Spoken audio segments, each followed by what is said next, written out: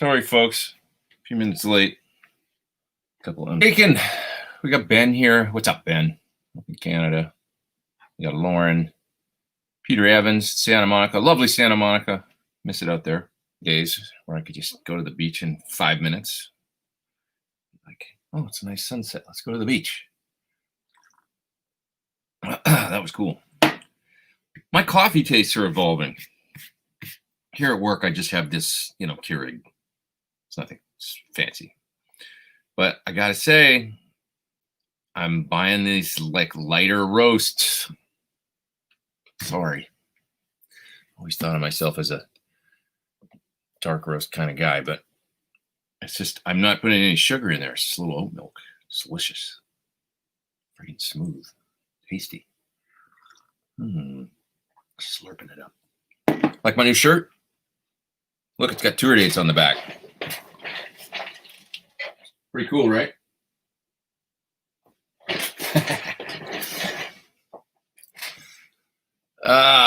Good old Peter. He's a good man. What else we got here? Mike says good coffee doesn't need sugar. It's true. Yeah, that's what I'm finding, at all. And Lauren says lighter roast has more caffeine, which I like because I like to when I get like that, What's going on? What happened this week? Let me think. I did the Luna videos this week. Did anybody catch the? If you haven't seen, I put out my Luna challenge video, which means I just created a track and detailed how I did it in the new Luna. They call it a recording system, I guess. I was not quite accurate in it. They want to build it as a whole system because it works with their interfaces, of course. But I called it a DAW. Anyway, it's a DAW combined with does more really than most of them in that it's also the kind of input console and everything shows up all in the same program. But I digress. It's a great thing, and I did a video, put it out Monday, all about recording the track in Luna, and then on Wednesday. I put out the video Tuesday, and on Wednesday I did a live stream with them, and it was really cool. It took a lot of setup, but man, those people at Universal Audio, they got their shit together.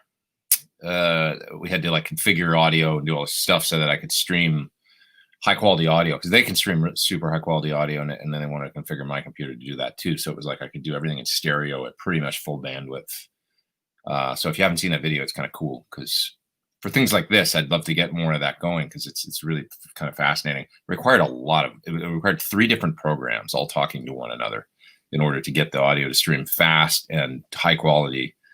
And then basically, it's like I can open up a DAW and play a mix, and it sounds like it's coming out of my speakers basically to you guys. It's pretty cool, but above my head as far as how. Sorry, Chris Post says he thought today was canceled. Sorry, man, it took me a minute to get here today. I was having some struggles getting out of the house and then getting here, but anyway, made it.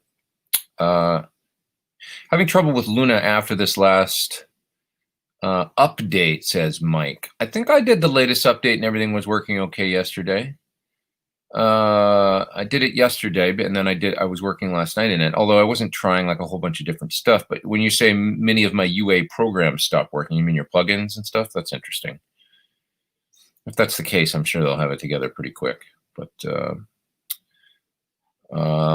Kevin Connor says that he just got the Source Audio EQ2 pedal, which I did a demo of the previous week, and it's awesome. Just got it transformed my rig. That's great. Yeah, it's amazing what an EQ can do. I mean, you can really, get in there and dial out anything nasty that or just fine tune and tailor things. And of course, having a programmable one is really cool. So I'm glad you like it. Mike says he just bought my signature guitar. That's cool, man. Thank you. What color did you get? I hope you like it. I love my guitar. It's just so comfortable. It's so damn easy to play and stuff. I've got my red one sitting over here right now. I'll play the other ones a little more. They're getting jealous. Especially the blue one. I haven't really played it since I got it back off tour, and I lent it to James, the other guitar player in the Classic Rock Show. And he used it all tour, and then it's been sitting in the case in the other room since I got it back from tour, and I just got to get in there and get it set up and stuff and go through it. And and stuff, and I just haven't done that. So I've been meaning playing the red one, but I love them all equally. I do. Yeah. Mason says he got one of my coffee mugs. Thanks, dude. Cheers. I remember Chris DeRay, a friend of mine that worked for SE and Neve, some different companies. He always commented how he likes coffee mugs with thin. He's very picky. He doesn't like the ones with the thick coffee mugs. It would be more like something you'd see in Denny's or in a diner or something. And it's got to have the thin lip on it or whatever. Kind of funny. Anyways, well, what else? What else happened this week? So the Luna challenge happened, and yeah. Anyway, that was a lot of fun. You guys could see for the folks out there that asked me to do videos on drum programming and stuff. There's quite a bit in both of the Luna videos about the drums and how I did that. I think we talked. I don't know if we talked about it too much on the Luna live stream. We might have, at least a little bit. But there's a lot in there about production anyway and stuff, and about how coming up with parts and stuff like that. It's not just technical stuff. So for those that are wondering about writing and all that kind of stuff, you might find it kind of interesting. Levi says, "How are you? Is this tour still going on? Are you back home?" This is me too. There ain't no touring going on. For those that are just joining, this is the tour right now for pretty much everybody, right? So, but it'll happen again. And, there was plans to take it elsewhere outside the UK and stuff. So we're looking forward to getting back to it and doing more, because I had a lot of fun, man. Those guys made fast friends with everybody on that organization. It's just fun. It's just great tunes to go out and play. It's a celebration of good music and good times. So it was a lot of fun. So I look forward to doing more. Arthur's up there in the super duper top chat. Thanks, man. He just says showing his support. Thanks, man. Arthur Gonzalez, really appreciate that. You are too kind, good sir. Yeah, bring the show to the States. Such a killer show, says Michael. I'd love to do that. Yeah, and I think that will probably happen. Bluetooth question, says Bobby Valdez. Let's get into some questions and stuff.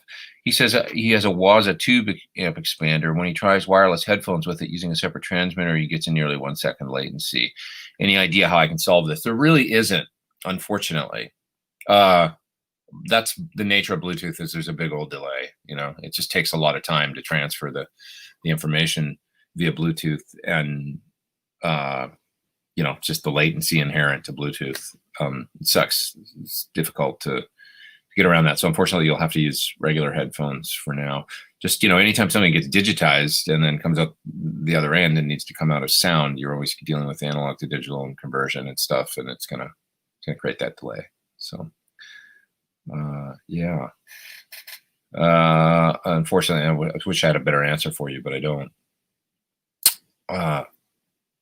Yeah, not too much we can do about that. So what else happened this week? I did a video for the Little Orange Tiny Terror, or no, it's not a Tiny Terror. That's a lunchbox amp. It was called the Terror Stamp because it's so small. It's like the size of a stamp. Well, bigger than a stamp, but it's the size of an MXR flanger, and it's got a little 20-watt Class A B power amp built in, and then a tube preamp. And pretty cool if you listen to the tones in the video. Works good, especially just a little practice thing or a backup, or it's so small you can throw it in your gig bag. So it's no brainer backup, that's for sure. You get through the show with it if you had a meltdown. And the tone, especially kind of like the edge of breakup, is really cool. So that video came out 2 days ago. I think I put it out on Friday. Yep. If you want to check it out and hadn't seen it, Noah's up there in the top chat. Hey, man, great shirt, Pete. Thanks, man. Been kind of playing a long time, but noodle too much. I do too, man. Too much noodling. Love lots of styles. Any tips for staying focused or building repertoire and vocabulary? Well, if you could find, there's so much out there, right, that it's almost overwhelming. But I find like if I can get into a mode of an instructional course, one of the True Fire things, or even the Jam Track Central ones are a little easier to digest. They're a little more like sort of smaller in scope or something. So like, for instance, I bought the Mateus Asado one a while back, a couple of years ago when it came out. And he plays a really nice tune, and then he just breaks it down lick by lick, slowly, shows you how to play the whole thing. I found that easy to digest and really cool and beneficial. Like his phrasing, he's got that unique phrasing, you know, that interesting neo soul kind of thing that he does. And I was able to get some of that stuff under my fingers and go, oh, that's how he's doing that, you know? Yeah, and then you get it, and it's, you know, it comes relatively quick, and it was cool. So I found that course really nice. So maybe something like that, like the since we're all at home a little more these days and stuff, like one of the courses from, say, Jam Track Central. Check out Mateus. It's really nice. He plays this really cool. I mean, if you're into like that clean kind of neo soul meets Hendrix meets, you know, blazing technique thing that he does, check out his course, because I really enjoyed it. Laurie Basilio's got one on fingerstyle soul, like playing kind of, it's really just how she plays with her fingers and plays like leads and stuff like that using her fingers. It's really cool. So those are a couple of Jam Track Central that come to mind. I've got some too on there, a few tunes. Building repertoire. I mean, it's fun for me these days. I put up a video on my Instagram, might have been this week, it might have been the previous, I think it was this week at some point, but of just playing the solo from You're No Good by Van Halen off Van Halen 2, which I loved that solo, and I'd never learned it, and I just sat down and learned it. There's great lessons on the internet of people on YouTube. You know, you always just go look for the one that's got the most views and the least dislikes, and it'll probably be the most accurate. And so I found one of him, of a guy teaching the You're No Good solo, and I learned it, and I played it using my red Germino back there, because it just sounded, I had it plugged in and it sounded so good. It's so fun to play through that amp. It's got that great tone, especially for that. It just makes that Van Halen thing so easy, actually, getting that sound.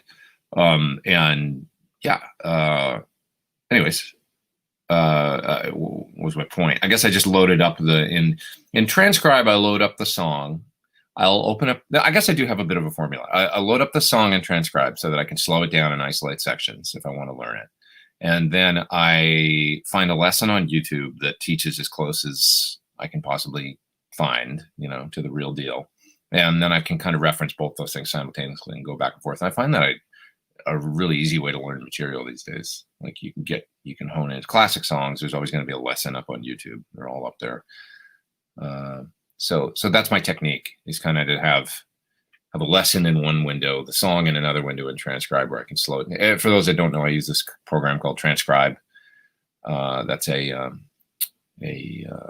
phrase trainer, and you can loop sections, slow things down, really hone in on parts. So that would be my method for learning repertoire, you know.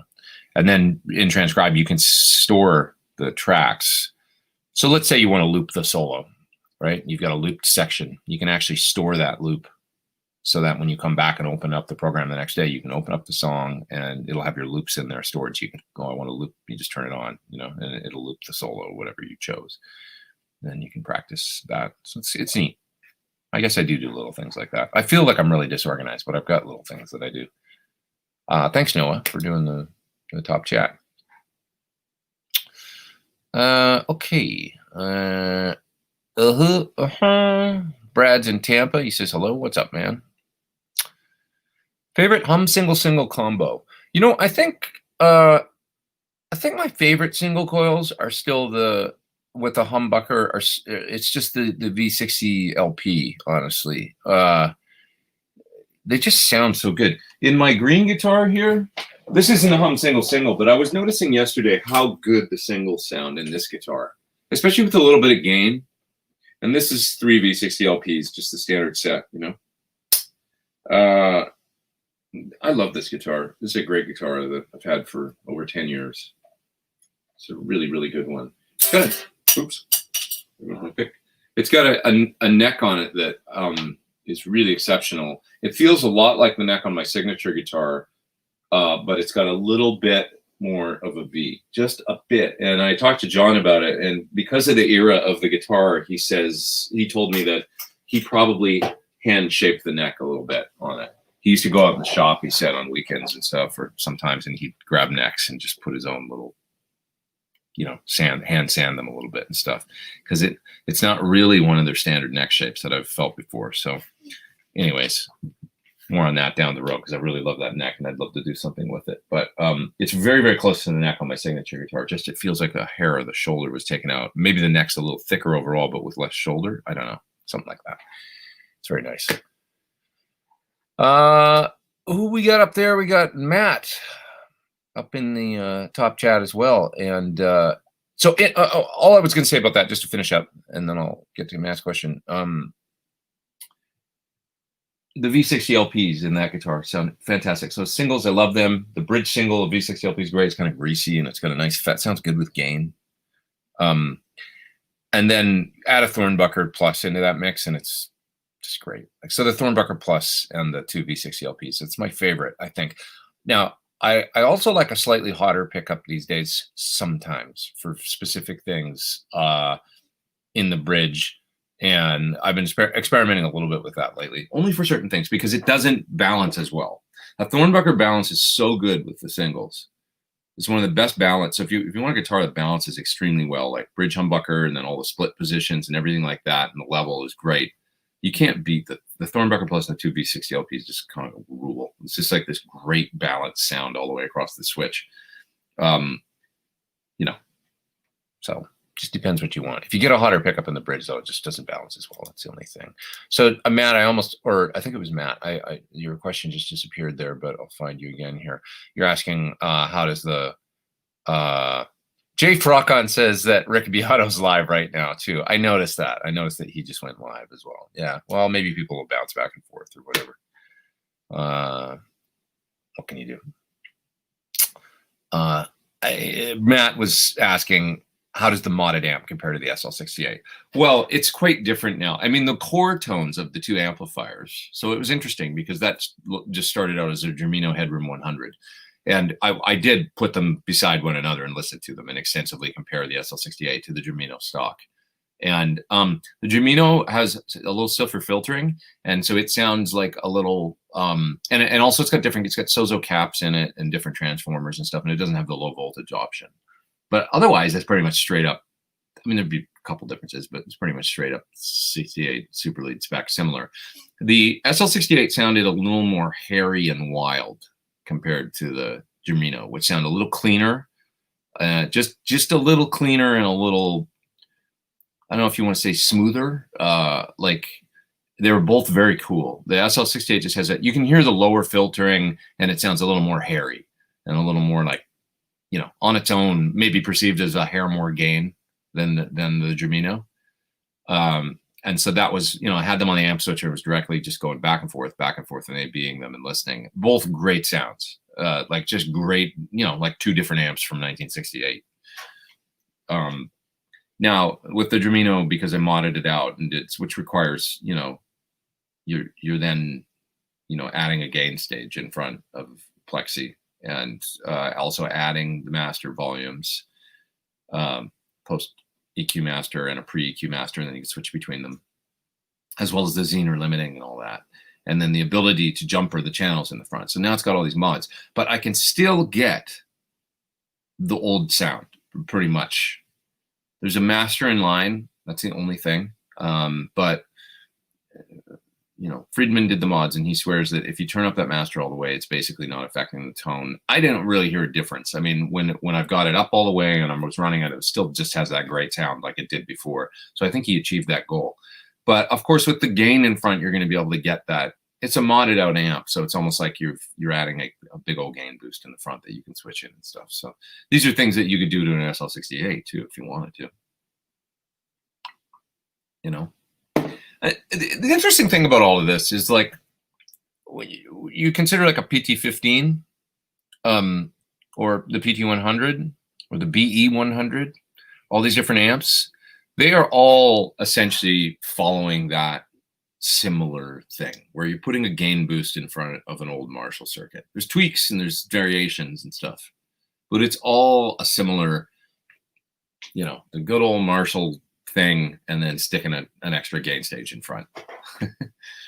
And then with all the tweaks, you know, that's the differences in the tone between the amps. Essentially, there's not a hell of a lot of difference between. It's not like, you know, there's I'm not a tech, but I just know there's way more difference between, you know, let's say if you've got a PT15 or a B100 or, you know, a variety of other amps that follow that basic preamp architecture compared to, let's say, a dumbbell or something, there's way more difference between, you know, the dumbbell and all those other family of, you know, the Marshall derived kind of amps.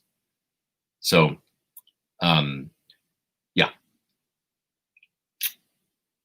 take it for what it's worth, you know. But the red amp, having said all that, it's some of the parts, and that amp sounds amazing. It sounds amazing, it really does. I don't know, I love it actually. It's great. So it turned out really good. It's fun. It's fun to still tinker with this stuff, you know. You could just not do it, I guess, and there's an advantage to that too, and just play and stuff. But it's fun to get stuff and mess around and still chase tones and stuff. I got the L5 over here, you can see right there, and I was tinkering around with it a lot this week, taking the preamp out and trying to do the tight tabor thing. And what I got from that is that it's really a sum of the parts, his sound. Like, you kind of need the guitar. Well, you really need the guitar. And then you need the amp, and then you need the chorus, and you need the EQ. Got to have the EQ post, or it just doesn't quite sound right. It sounds too upper mid-range and stuff. And it's really like this sum of the parts thing. So, yeah. Let's see here. Metalini A says, to me, a 50-watt 1987 X reissue, which I picked one up for $750. I guess he got it one of those amps for $750. Says it sounded real close to a 6750 watt on a budget.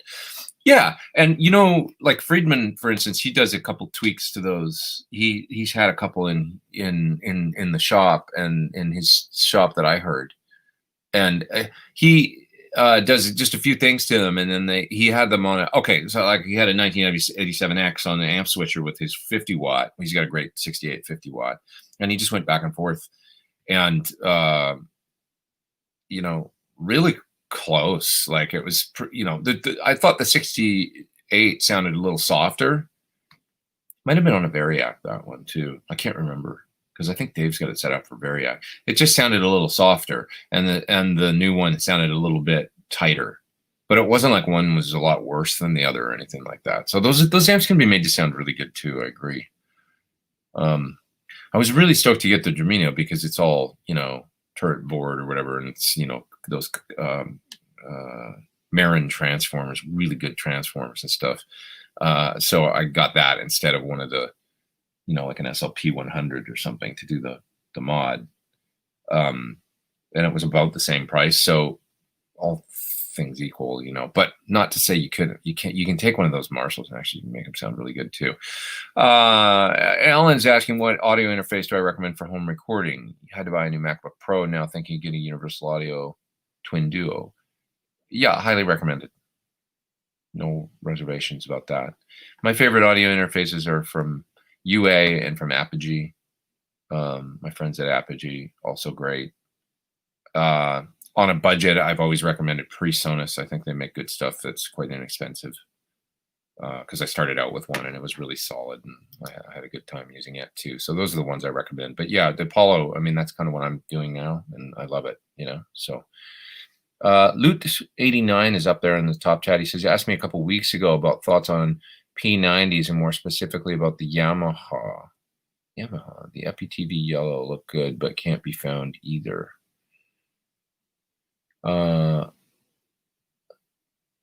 Yamaha. So is Yamaha, you mean like a Yamaha P90 guitar? I've played the Rev. Is that Rev? Is that Rev? The kind of like double cut one looking one. I played one of those, and it was good. I don't have a hell of a lot of experience, man, honestly, with them. So I don't want to. I have one P90 guitar, and it's my Mac Mall. Another guitar I got to actually get back into using more. Terrific guitar. And that guitar, it sounds amazing. It's got their pickups in it. I've always liked P90s, and one guitar I really want to get one day is an SG Special with 2 P90s, like in early 60s. I love those guitars so much. Pete Townsend, my favorite Pete Townsend tones, and he was like my first guitar hero. All the Pete's. Pete Frampton, Pete Townsend. Yeah, that's my favorite era of tones, you know, from him. So someday I will have one. Multiple times I've almost gotten one. Okay, I'm looking around here. Let's see who else we got here. Revstar, that's right, Revstar. Yeah, good guitars, well-made guitars. Yamaha are they make pretty damn nice guitars, and they take it very seriously. I know that. You know, they're serious about improving their guitars and making better guitars and coming up with cool stuff. Audient, Paul Lucas is recommending, make nice interfaces. Yeah, I did a review of an Audient interface. Let's see. I guess it was after, not this past NAMM, but the one before it. It was kind of a guitar-centric interface called the Sono. So that's on my channel if you want to see that review. It's an interesting device. Sounded good.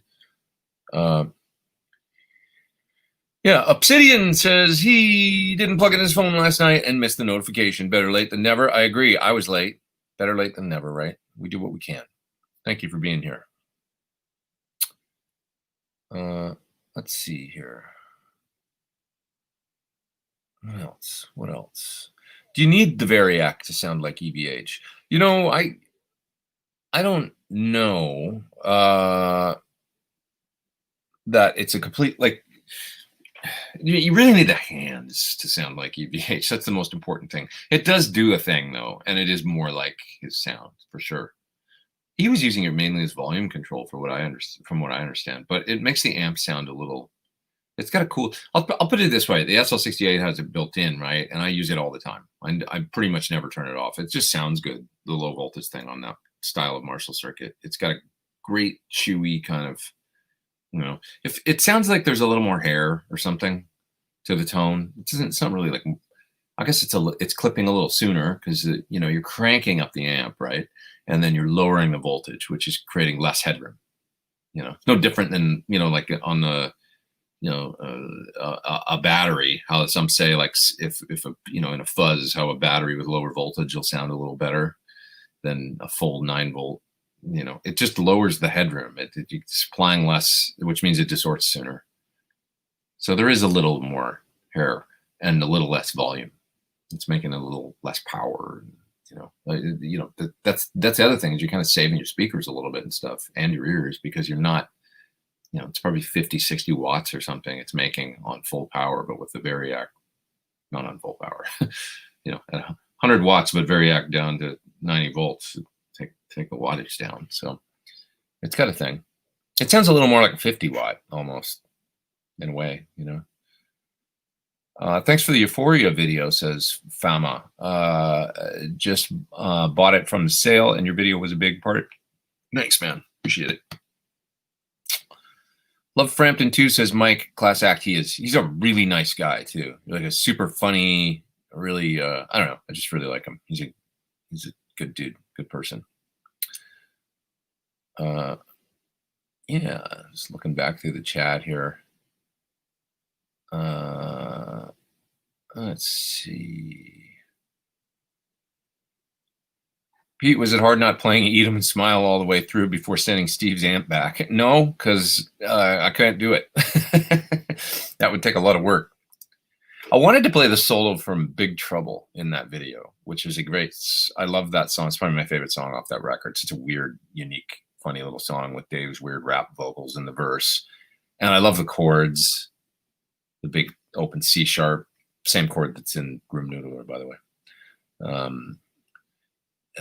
And that cool kind of, I like the Ladies Night in Buffalo too, like his funky side. I like it when he does that stuff, the cleaner, funky stuff. And Big Trouble has that, but the solo in it is so unique. And I learned that solo note for note when I was about 16 years old. note for note. I worked so hard on it, all the crazy tapping at the end and everything, and I could play it. Like by the time I was 16 or 17, I could nail that solo. So I wanted to do that, but I was like, man, it's going to take me a minute to. It'll probably come back. I could probably get it after a few hours if I like really honed in on it, and because it's in there somewhere. I used to be able to play it, but I didn't end up doing that. But other than that, I like. There's not too many of those tunes that I ever learned the whole way through or anything like that. It'd be a lot of work. Yeah. Gary says, if you like Pete's show, then please give a thumbs up and support his channel. Thanks, man. I appreciate that. Thanks for saying. You're too kind. 300 people online. You guys are the best. Ben Silverman up there in the top shot. He says, thanks, man. He says, what do you think of the Marshall SE100 cab simulator? Never tried that one, not to be honest, man. Is it a load box too? I'm thinking back. Marshall had their power brake. I don't think the SE100 is a load box too. I can't remember, but I think it's just an analog cab sim, the SC100. A lot of those things, you know, my favorite one that I've heard analog is the Sir, and I actually helped voice it, so that makes sense because of course then it's going to have some of your, you know, what you think should happen in it. But the Sir Ace is excellent with its simple controls and kind of ability to dial in the curve.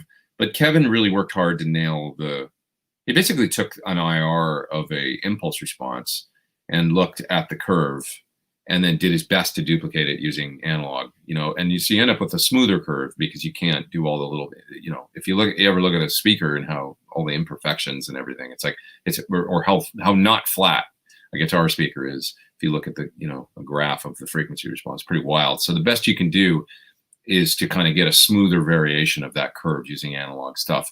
And so the Ace is my favorite that I've heard. But, you know, I've heard people get great sounds with analog ones live. I mean, Tom Abraham, he mixed Alice in Chains for a long time, and they had an amazing sound live. And he was just using Palmers, but he would go in and EQ them, and he's got great ears. So, you know, the sound of the PA was phenomenal with the Palmers. Both the bass and guitar was just amazing sounding. So they can be good. I just find out impulse responses are way, way more detailed, and they have this, you know, the air around them that sounds like a speaker and a mic. It's more, you just can't capture with analog. Not possible to get it with analog, the level of detail. Yeah. What is left to do in Luna to make you switch from Logic, says Andrew Morgan. I'm trying to work out if it's just my knowledge of Logic or am I missing something. The thing that I still find the most difficult is MIDI programming, like doing drums, doing my program drums and stuff. It's a little tedious still. That's the part that I'm finding I spend the most time on. It's like, oh, it's hard, like moving around on the grid, just when I want to take notes and copy them or add them, or where's that symbol? Oh, it's just pulling the track down so I can find the note that the symbol's on and stuff. In Logic, I can do that stuff very, very quickly. Everything else, pretty cool. I can't use an IR loader on like an IR plugin that's not a UA plugin. I can't use that in real time without latency in Luna. So that's the one thing in my workflow that it's just not possible to do. There's ways around that. Like, for instance, what you can do is find in the PT100 plugin, for instance, it's a little trick if anybody out there is using Luna or any other DAW for this sort of thing. And you've got a UA interface.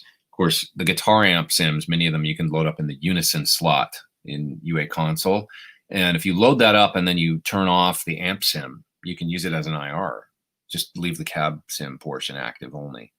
And you get a very, very, very low latency with anything in Unison or in Luna in the Unison slot. So whether or not you're using Luna, you can use console and load it up. For those that aren't UA people recording, you won't know what the hell I'm talking about. But anyway, it allows you to use something like the PT100 or say the Dirty Shirley or BE100 plugins as IR. I don't want to say loaders, because it's like you can't actually load your own IRs into those things. That would be the one wish that I have for UA, is to create an IR loader program that I could use in Unison. I would love that, because then I could load up Celestion or York or whatever I want in Unison at a very low latency, be able to, do my thing. So that's something that you can't do when you load up it you have to use their plugins, to get the low latency recording thing happening. So I'm used to using the Get Good Drumzilla one and loading up some Celestion IRs or York IRs these days. I really like too, and being able to track through them. So you're playing through it. It's on the return path. You're not actually printing the speaker simulated sound, but you're playing through it and then hearing it, and then you can change it later. So the way around that, once again, load up in Unison slot the PT100 or the BE100 plugin, turn off all the amp sims and stuff, play through a similar IR, maybe of a greenback and a 412 or whatever, V30 and a 412, whatever you think you're going to end up using in the mix that allows you to at least get your tone close. And then when you go to mix, if you want to load up the Zilla or whatever IR loader, you can do that and change the speaker sound and dial it in after the fact. So there's still a way to do it. It's just, I kind of like to commit to it. Like I like to print it, or even though I'm not doing that in Logic, I'm not printing it, I'm not committing to it, I'm just playing through it. I don't generally change it after, because I get the sound and I'm happy with the sound as I'm tracking, and then I just roll with it. Only rarely do I, when I'm maybe made a mistake and I had too much high end going on or something on the amp when I recorded, and I'm like, I need to tame this. Then I'll go into the IR sometimes and change it to a darker one in order to try and, but that's rare. That's like, it's not often that I do that. So those are a couple things in Luna that are still limiting for me: the programming and the third-party plugins, not being able to just to track through them. But the advantage is you can track. You get an advantage that we didn't have before with other DAWs, which was that you couldn't track with UA plugins like in Logic. It would just create all this latency and problems. They were mainly only for the mix, right? UA plugins. I just got used to not using them when I was tracking ever, and then when I'd go to mix, I'd pull up some select ones and use them and stuff. But now you can track with them and with no latency, and it's whether they're on the return path or on the input chain, it seems to work pretty flawlessly in ARM mode. So yeah, okay, that's enough about that, because lots of folks out there don't know what the hell I'm talking about, I bet. Having said that, Glenn says, hey, Pete, do you put anything in Unison when you are going from your reactive load into your interface? Sometimes I'll put a mic pre plugin on the strip just to add a little gain or whatever, if I want to like do the low cut, or I just feel like, I don't know, why not just put a 1073 in there or something. And I don't know if it really affects the sound that much, but it does a little something, I'm sure. So, or if I'm playing clean, sometimes I'll throw a 1176 or an LA2A, on the input strip and track through that. And yep. Does the new Orange Terror have tubes? How do you get a UA audio interface to work on a Windows machine? I think, don't the interfaces work on Windows now, but Luna doesn't? I think that's right. But that's Braxall. I'm not 100% sure about that, but I think you can use them on Windows now, but just not Luna. It's not available yet for that. Does the Orange Terror have tubes? It has a tube in it, evidently. It's like a tube hybrid kind of preamp with a Class A B 20-watt power amp, solid state power amp. Do I teach, says Bobby? Rarely.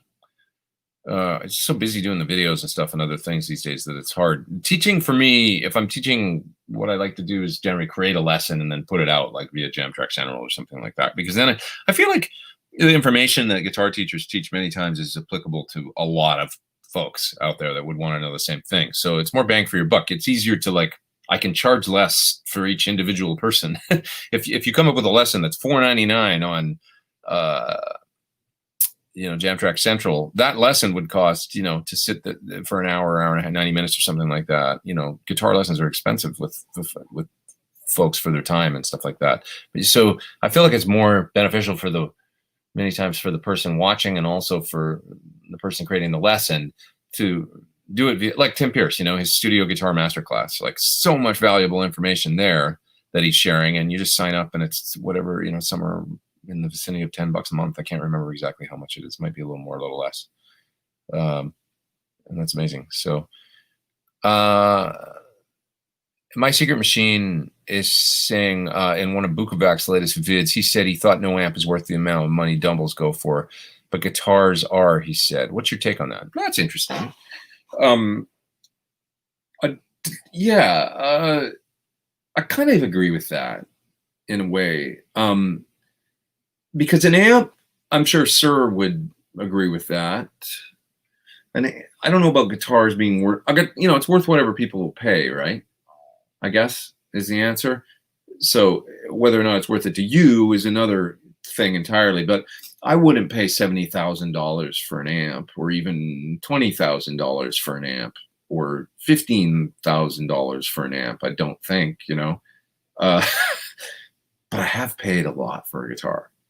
So that was obviously worth it to me, because it was like, well, I have the money, I can do this. It's kind of money in the bank because guitars hold their value. And I guess it's the same thing with a dumbbell. If a dumbbell let's look at the folks that are buying them, actually, when you think about it like this. If Eric Clapton buys a dumbbell and it's $70,000, let's say, right? He now has an Eric Clapton owned dumbbell, which he knows he can turn around and sell for $120,000. These are the people buying these things, right? I don't think there's a hell of a lot of people like other than John Mayer and Eric and, it's Bonamassa, and these folks are buying these things. So they know it's money in the bank, and they know it's an investment that they can then turn around and sell to a collector that will probably never sell it and keep it in their collection because, oh my God, I now own a dumbbell played by Eric Clapton or whatever. So if you've got the money and you're a big famous guitar player, maybe it's a good investment anyway. I don't know, just another spin on it. Yeah, I don't think there ain't that many of them out there. We're talking about like a handful of amps out there but I would agree, like an amp is more easy to replicate. There's just no way around that. Then if a guitar's got magic, it's hard to, wood is an intangible kind of thing, and there's so much craftsmanship, the neck, and you can try and get it and all that. I will say, like my Yaren guitar, I mean, like that kind of calmed my. Okay, here's an interesting thing. A friend of mine bought a guitar a while ago that he thought as he was buying it was a replica built by a certain replica builder that has done a bunch of really nice Les Paul replicas. He got the guitar and I tried it, and I was like, damn, this guy is good, whoever built this. And I know who allegedly built it. And the neck felt, so I had a 54 years ago, and the neck felt like my 54, and the aging and everything felt like my 54. And the guitar just felt even more than my Yaren, more like with the aging and the stuff on it. And the position of the logo and the headstock and everything about the guitar was just like, I can't believe how good this guitar is, like as far as just all that stuff. Before I'd ever even plugged it in, or the sound or anything like that. All those intangibles, right? That you just don't see the reissues and stuff that like nail all that. And if you love that stuff, you know what I'm talking about. If you played an old one that's just like, God, that's the thing that they just, and it's just, Long story short, turns out my friend bought a guitar that had been worked on by the replica builder, but it was actually a 55 Les Paul. So he learned that after buying it and getting a really good deal on it. So it was actually an old guitar, and it's a conversion so it's got two humbuckers in it now, but it's still got the stop. It's a 55 with the stop tail and a beautiful flame top that's almost center seam. To first look at it, you wouldn't notice that it's not. So it's almost center, and it has a little bit of flame in it, and it's really nicely refinished. And the aging's beautiful on it and stuff. Like on I don't know when it was done. Maybe it's been done a long time. It's natural aging on the top and stuff. But anyway, when I played the guitar thinking it was a reissue, I was like, this guy nailed the thing, like the old thing. It's just, God, it's good. Like, wow, this is really amazing guitar, and really feels like the real deal. What a master work this guy created. It's an old one. So that is really hard to, once I was like, oh, when I heard that, that's amazing. There's just something about some of these old guitars, and it's hard to put a price tag on sometimes. If you have the money, if you've got a little bit of money, it burns a hole in your pocket when you play one of those guitars. I don't know how else to describe it. It's just, I want it. if you don't have the money, which usually I don't, for something like that, the few times in your life when you do and you play one, and that's the times that I've gone, yeah, I'm going to go for this right now because, this would be something that I can enjoy for years, So, yeah. But what is the dumbbell sound, says Lauren. I hear tell there's no one dumbbell sound. Every dumbbell amp was custom for the customer. Yeah. And same thing with train wrecks and stuff. I think they were all tuned. Like I've told the story before. I played a bunch of train wrecks one day, and one was for George Lynch and one was for Billy Gibbons. And they were so different. Two Expresses, both the same model. And the Billy Gibbons one was way tamer and sort of fatter. And the George Lynch one was way more sort of just Marshall in a sense. For lack of a better description. Edward says he got his Gladio preamp recently. No more searching for the Robin Ford dumbbell sound. It's really good for that sound, isn't it? I got the sound I wanted, authentic or not. It's the best overdrive I've used in 30 years. Awesome, man. Yeah, I did a video for that a while ago.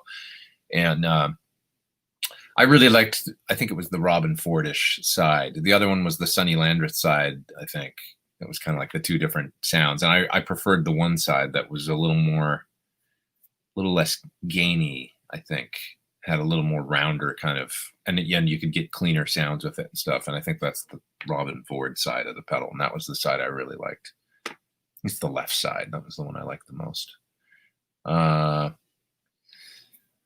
What is the dumbbell sound? Yeah, there is no, it's true. There really isn't one. I mean, we're talking about Fender derived amps here, the circuits. So to me,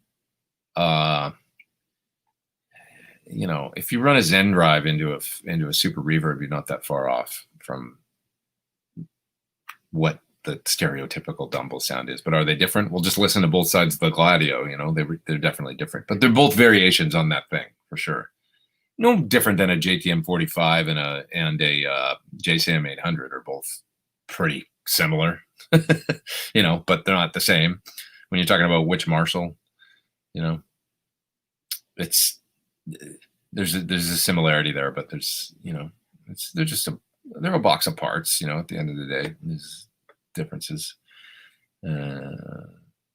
Yeah, Tim Pierce says living close to Norm's is dangerous, and boy does he ever. He ain't far.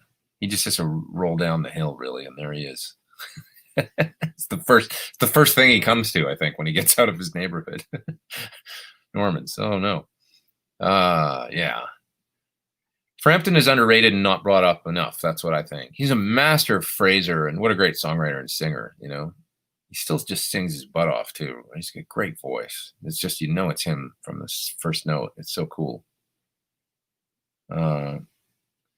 Oh, this is interesting. Ted says he put a Thornbucker in his Tide Tabor RGX TT. The hunt for the bridge pickup in that guitar is finally over. Awesome. I wonder what else he tried first. Tell us. I'm glad you're happy, though. That's great. Let's see. Same circuit doesn't mean the same components. I bought a Groove Tubes Trio, and it was rank, but after adding vintage tubes, caps, and resistor, it's amazing. I kind of like the Trio, the brown channel in it. I remember that thing. It was one of those preamps that came out same time as the Soldano and the Custom Audio, and there was some cool preamps out at this one point. And I like that one sound in the Groove Tubes. It sounded pretty cool. Do you have a preference for a hand wire amp or printed circuit board? Not really. I mean, as long as the circuit board's done right, because they're not all created equal, and neither are hand wired.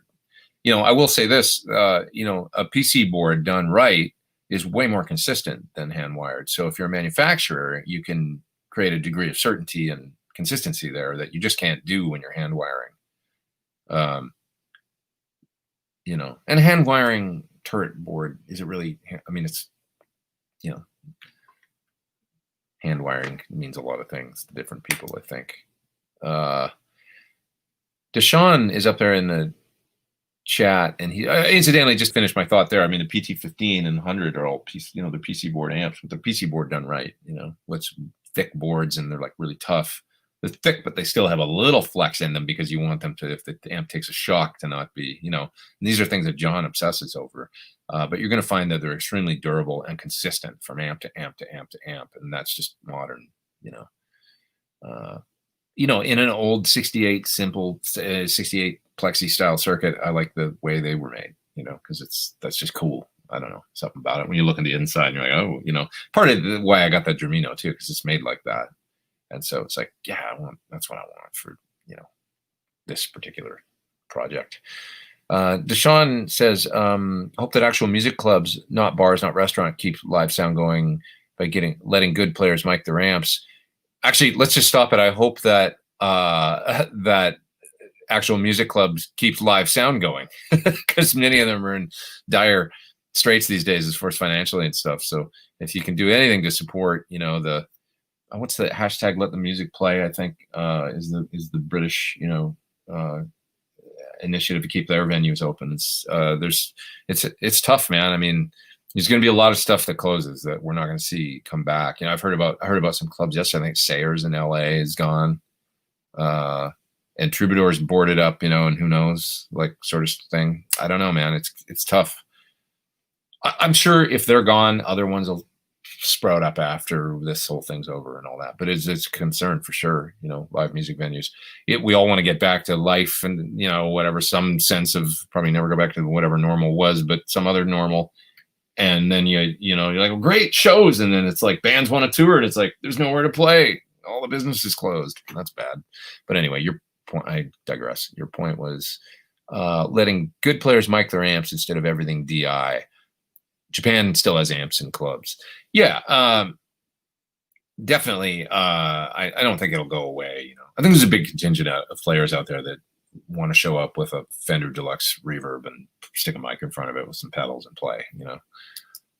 That'll always be a thing. Big Marshall stacks and stuff, maybe not as common, but there'll still be people that do that. Noah is up there as well, and he says, no fret leveling this week, building a couple of pedals. If you had one amp, one guitar, what would your one pedal be? It's tough to pick. I mean, because I love echo, so I love having a delay, some kind of ambience, even more than a drive, because I feel like I get most of my drive out of my amps. So if I had a PT-15 in my signature guitar, the one pedal I would add is a delay, something versatile in the loop of the amp, so that I can get some ambience going. And I could pretty much do a gig like that no matter what. I'm going to be able to, between the volume control on the guitar and the 3 channels on the amp and all that, I can get a bunch of sounds and different levels of gain and all that. So a lot of folks would say a drive pedal, but I feel like drive pedals are like a kind of a new thing that, it's like the preponderance of them. I mean, there just used to be a few. There was like, the Big Muff, the Fuzz Face, and then, Color Sound Overdriver, and then DoD Overdrive 250, the Boss OD1, and the Tube Screamer, and that was it. Wasn't really anything else. A couple others, but there was the few other fuzzes and stuff like that. But that's all there was, and everybody just got a Marshall back in the day. So I feel like what pedal do you use for your drive thing? I don't know. That's a new kind of thing. 398 people online. Let's get over 400. This is awesome. Thanks for being here, folks. Let's see here. Zen Drive into a super reverb, says Matalini. Yeah, that's a great way to get. By the way, the sound of the solo on 10th Street from my first record, Guitar Nerd, that is my 335 into a Zen Drive into my old basement, into a Celestion style speaker. 400 people online. Fantastic. We hit it at 50. What's that say? 53 minutes. Excellent. And that's one of my favorite sounds I got on a record. I'd like to use that sound again, actually. Revisit that tone, because it sounded really cool. Zen Drive's a great pedal. Thanks, you guys, for doing the top chat once again. Deshaun, Noah, you guys are big support to the channel, but you all are, just for being here. I love you all. Edbert says, hey, Pete, do you have any tips? He's up there in the top chat, too. He says, do you have any tips for setting up HX stomp patches for live use? What amp model do you select when used for backup? My favorite amps in the Helix to match my kinds of sounds are, for the Fendery thing, I really like the Lone Star Channel 1. So that's like, I think, a Mesa Boogie Lone Star was the amp, right? So it's the Lone, I think it's called Texas. I can't remember what they call it in the Helix, but you'll find it. It's the Lone Star Channel 1. And then the Placator is like a BE100. That's my favorite Dirty Marshall amp in there. And I just used to, when I would set it up, I'd use a Celestion 412 or 212 actually. I think I actually ended up using the IR of my actual signature cabinet for the PT100, which was a 212 closed back mix of a 121 and a 57 on a Creamback H. It's in the Sir Cabinets, Celestion Sir Cabinets series. So the high gain mix of the 121 and the 57, and I would just use that cabinet because I wanted to replicate what I was actually using live. If I had to go to the, I didn't want to sound. I want to sound close as possible. So those were my favorite amps that I would use. Those two for clean and dirty. And if you want a good Voxy one, the Matchless Channel 1 is great for Vox style tones. I like the SX one too, but the Matchless Channel 1 is terrific for an AC kind of sound. Patrick Carroll is up there in the top chat too, and he says, "Hey Pete, I got a new vintage 212 cabinet, Celestion, one with Celestion Gold, one cream. Okay, 2 speakers, Celestion Gold, Celestion Creamback. How would the Terra Stamp sound, or what pre and power amp pedal would make it sing?" So you want to get a pedal-based rig with a 212. I know of something on the horizon that I would definitely recommend, but that's a little ways off. The Terra Stamp is cool. It's got a definite orange kind of sound, and if you watch the video, you can, you get the sense of right where I had the green guitar dialed in for the rhythm parts. That was my favorite sound on it. And if you like that sound, it's pretty loud in there. It's cranking and sound good, and you could hit it with pedals and stuff, and with that shape control, you can voice it.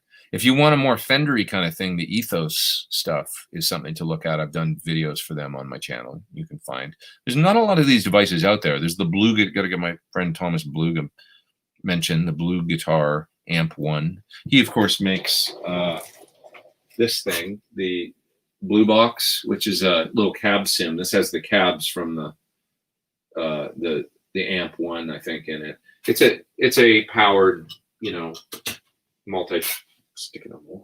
a powered multi-channel affair that you can find. But those are some various ones that you could look at for playing into there.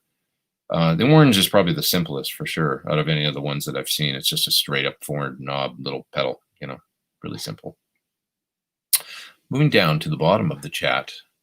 Oh, Paul Lucas has a top chat question. He says, how much effect do you think strings and picks play in your sound? Pretty big. And what are your favorites for both? Did you guys see Beato's video on 9s versus 10s versus 11s and all that? It's pretty interesting. They used a humbucker guitar with a crunchy sound. So bear that in mind. If you're playing a single coil guitar with a cleaner sound, you'll get the same variations and you might want a heavier string. But everybody kind of agreed in that video, at least with that tone, that the lighter strings actually sound better. 9s were kind of, I think, everyone's favorite. Hard to kind of, I love those tests, just test, try it, and then you'll know, I'm currently using 9.5s, 9.5 to 44, Ernie Ball Primo Slinky, which I really, really like. 10s were starting to feel heavy to me.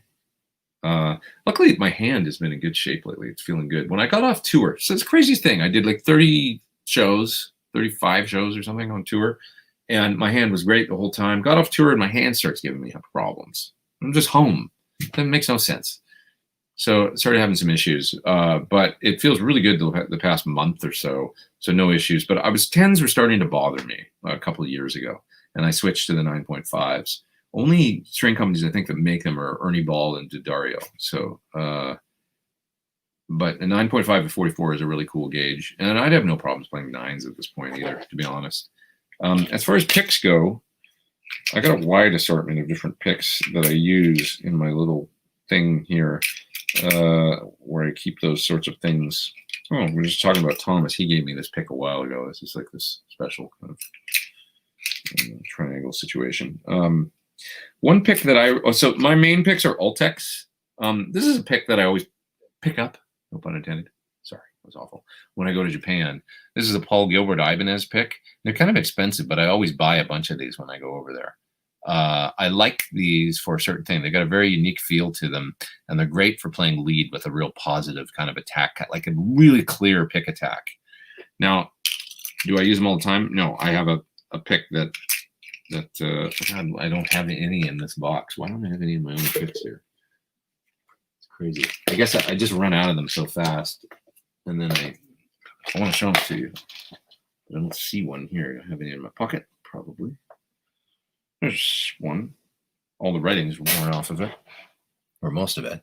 But these are my picks. So these are Ultecs. You can get Ultecs in black now, and it's a 73. So this is the main pick that I've been using for, you know, and they used to be only yellow, right? And I find this pick, what I like about it is they last a really long time. They've got a good tone, kind of a warmer sort of thing going on. And I can play acoustic guitar with it too. And so I like that about it, because when I play live, I just got used to using these because I don't want to switch to I like lighter picks on acoustic guitar. I think they sound much better. Heavy picks sound clunky to me on acoustic guitar. Lighter picks got a little, and I would go even lighter than this in the studio, like a 60 nylon sounds great on acoustic guitar.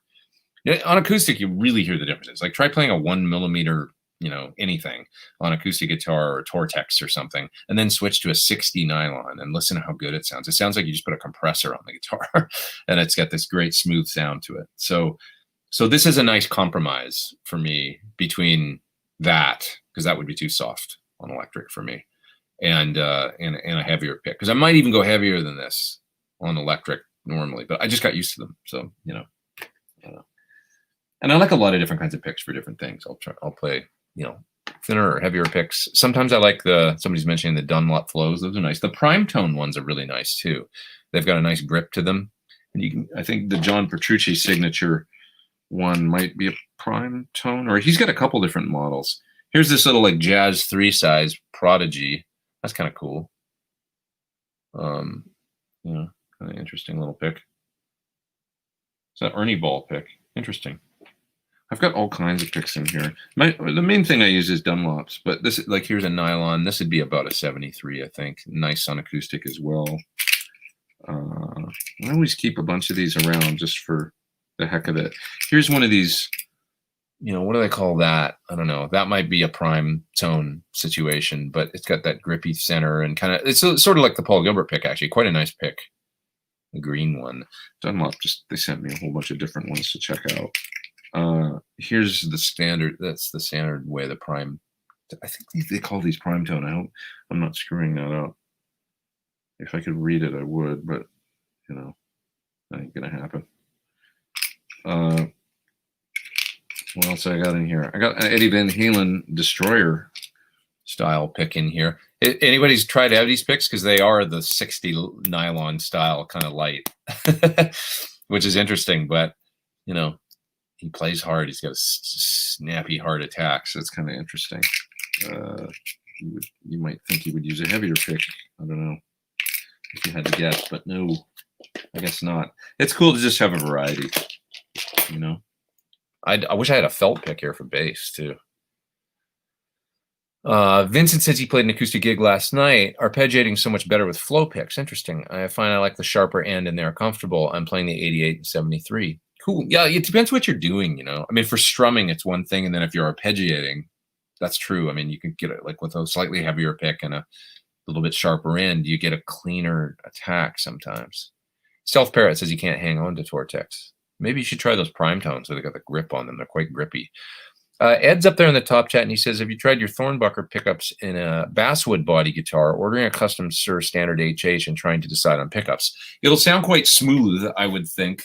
The neck model should work just terrific. The bridge, you know, basswood to me is a warmer tone. Could work just great if you want a nice, smooth, warm bridge thing. You know, it's got a little less edge on the top than an SSV, which can sound in a bright guitar a little like more piercing to me. But it depends on the sound you're going for. You know, if you want the warmth, I mean, mahogany is a warm wood to me. It's got nice rich mids to me, and so I like Thornbuckers. And you know, so I haven't, to be honest, tried one. I don't think in a basswood guitar. That's the truth. I mean, most of my guitars are alder that I have here that are, you know, or mahogany. Like my signature guitar is mahogany body with maple top, so it's got that thing going on. I bet it'd work good. I mean, I don't think it's going to sound any darker in a mahogany than John might. Maybe it will. But my basswood guitars have a smoothness to the top end that's really nice with high gain.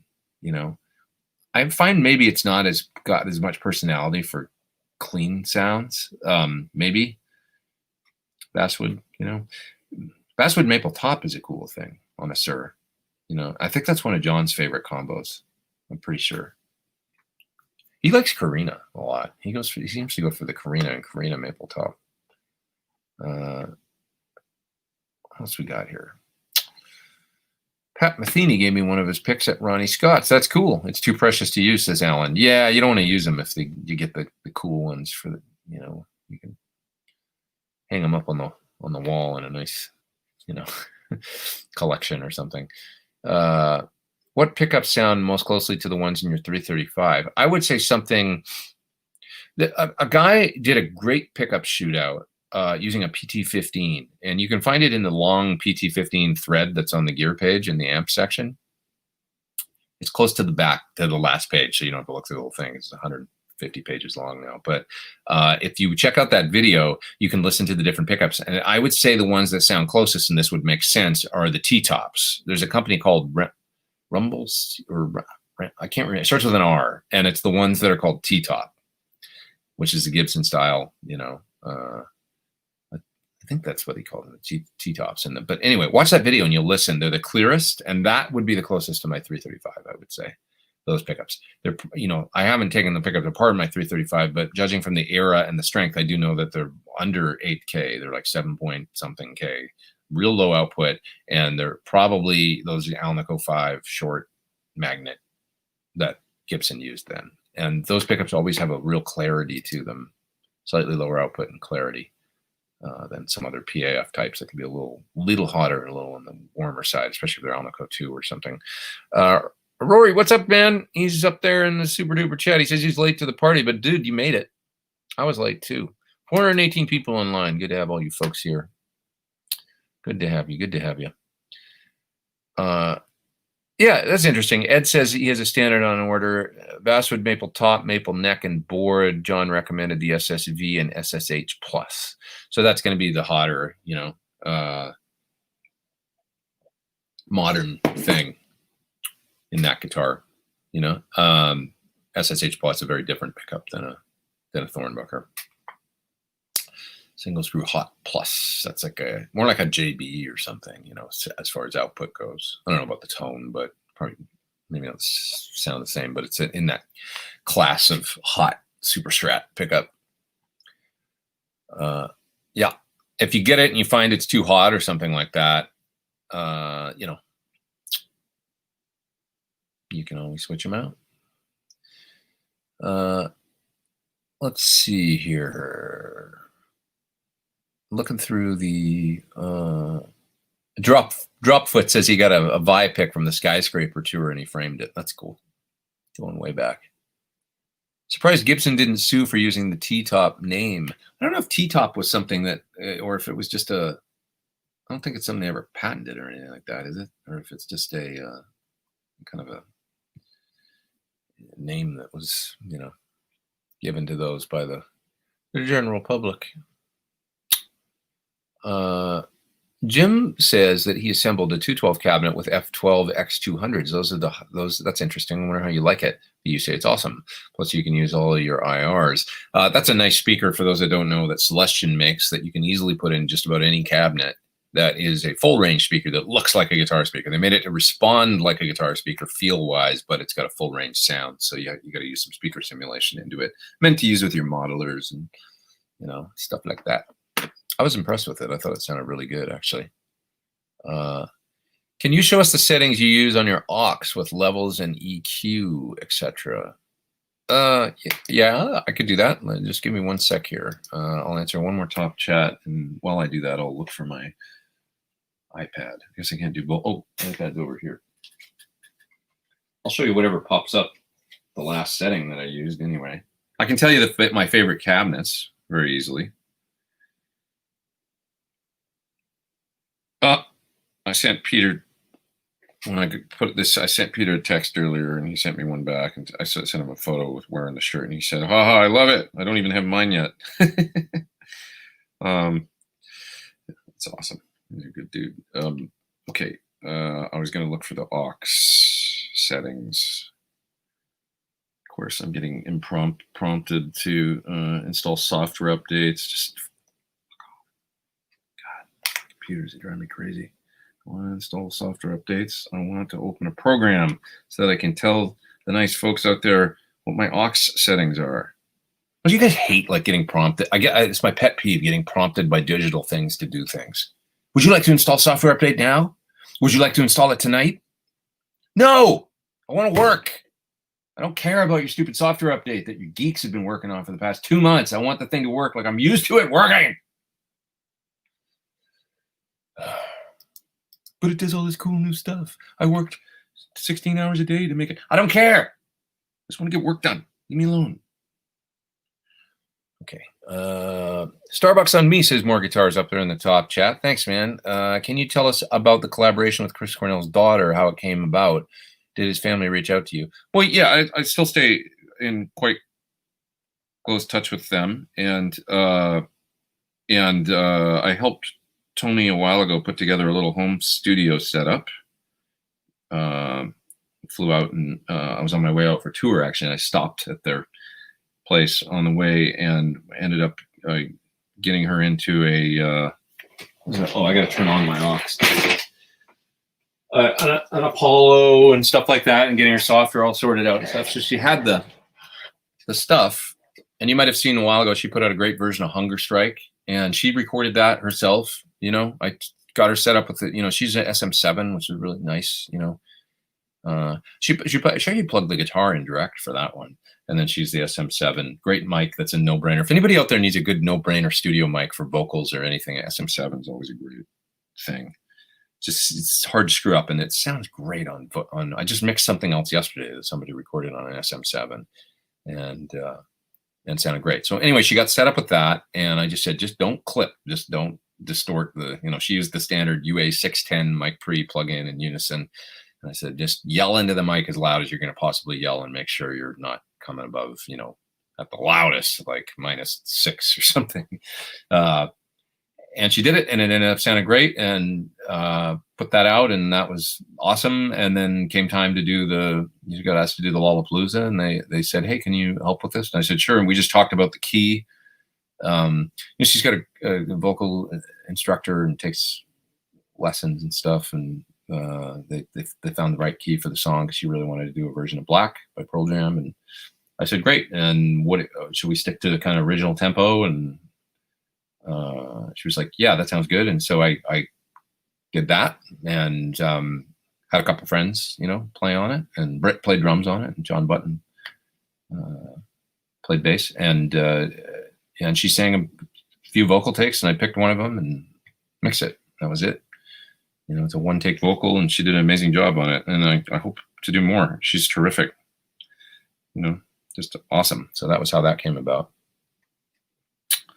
And I love that she's, you know, super into music and doing her thing. Okay, finally, it took me that long to get to this. I guess I was talking in the meantime, but you can see what's going on here. I've got the thick greenback cab on the aux dialed up. This was for the last thing that I did, whatever the last thing I did using the aux. And I'm not sure how clear you can see that. I've got the low cut and the off axis on the 57. I find the aux cab sims are a little edgy, fairly bright. So sometimes I like to roll off the top end. So using the off axis is how you do that, right? Greenback thick cab, off axis 57 with the low cut. And then I'm using the condenser 414, also can sound really good with the low cut, not off axis. And I got a little bit of EQ dialed up on that. And I'm cutting just a hair of top end at 7K. That's all I was doing there. And then I got the condenser stereo room mics with the dampening on, the low cut on, and I'm using a little bit of EQ on that too. It looks like boosting a little bit of mids and boosting a little 7K. I don't know why. Then I got the overall EQ boosting a little bit of top end. That's just this sound. I don't know. But I will tell you this. It's hard to garner anything from this, I guess. But some of my favorite cabs are the two greenback cabs. I really like them. I like the 410 open back, sort of the basement style cab for certain sounds. That sounds really good to me. And I like the AC30 style 212 cab with Alnicos. Those are my favorite cabs in the aux, and those are my go-tos. Like for the Fendery thing, I'll pull up that 410 Bassman. For the Voxy thing, I use that 212, which sounds great to me. It's one of my favorite ways to get an AC style sound is the aux. It's just a no-brainer, easy, terrific sounding. I remember doing the video for the aux and saying, I don't know if how I would ever get a better AC sound than this. It sounds awesome to me. I can't remember what I was using. It's probably my AC15 or something into it. And I had a sound dialed up that I really loved. So I just always come back to that. And then the 2 greenback cabs, terrific sounding. Yeah, and the plate verb's nice. The delay is nice. I used it all over my guitar, Pete Thorn 2 record. I did a lot of solos and stuff through the aux, and I just dialed in the delay as I was playing. Then I printed it and just went with it. That's what's on the record. Just went and printed reverb and delay if I liked it, and so I'm a user and I enjoy it. That said, these days mostly mics. I'm using mics a lot. I don't know. I got this robotic mic mount I brought up last week, the Dynamount that moves the 57 around on my cabinet that's in the other room.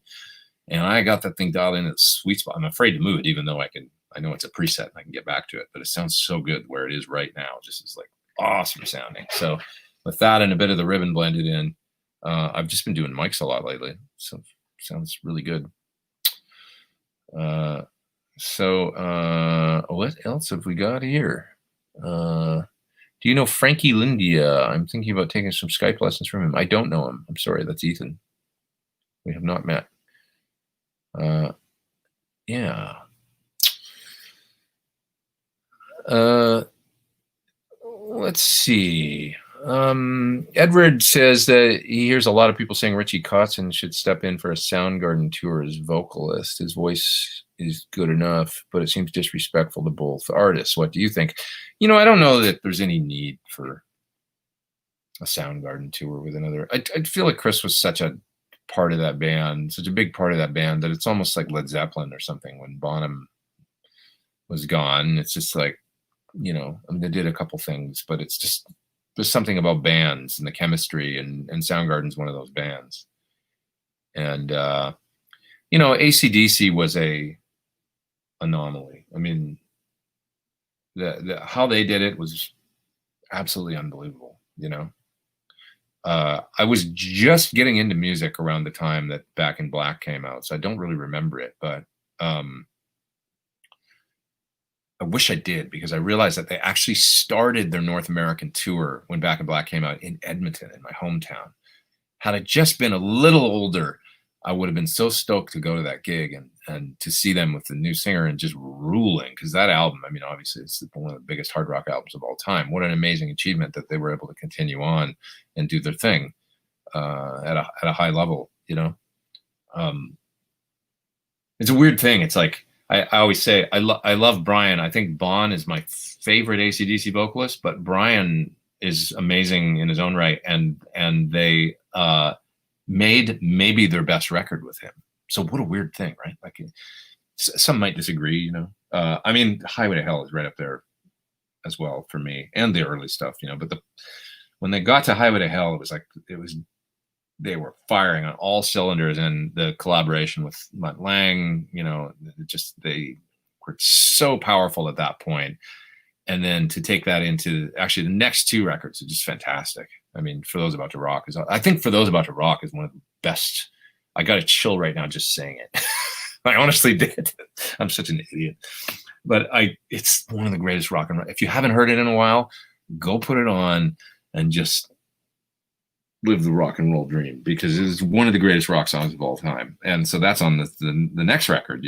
I know Patrick from Sloan, guitar player from great Canadian band, in his opinion, For Those About to Rock is a better record than Back in Black, which is really interesting to me, because probably not a lot of people say that, but he feels like it's the pinnacle. But anyways, they're an anomaly, man. The way that they were able to do that was incredible. And that just doesn't happen that often. So I don't know. Yeah, it feels weird. Alice in Chains have done it, and they went on, and and that's great. It's cool. There's something about Soundgarden. I don't know, man. Like, I just can't see it. I mean, I could see them playing a song or two, but to get a singer that sounds like Chris, yeah. Richie's great. He's awesome, but he's different. He's more like soulful. Not that Chris wasn't soulful, but he's got that Philadelphia thing, that he does. That's a wonderful thing. And just because he can sing in a higher range and kind of hoarse, I don't know. I mean, in many ways, I think Ian Thornley is a more of a, but he does his own thing, and it has nothing to do with Soundgarden to me. So it's a strange thing to even think about or talk about. I just don't think it's maybe the right thing. I think that those guys could go on, and when these things happen, I think that there's a desire for it to carry on. What if they did this or did that? But to me, it's like with Led Zeppelin, it's like them beating the horse of like people wanting Robert Plant to come back and do Led Zeppelin. Robert Plant doesn't want to do it, obviously. Jimmy Page and John Paul Jones like to go out and play. It's like, I always said, why don't they get together with Ann and Nancy Wilson and make a new band and get like a keyboard player and a great drummer and call it something else? And then, like all the great bands that went on to do other things, they could play songs from Heart and they could play songs from Led Zeppelin, and just it'd be amazing. And they could put out a new record with new music and call it something else. It doesn't have to be. I just don't get why people don't do that.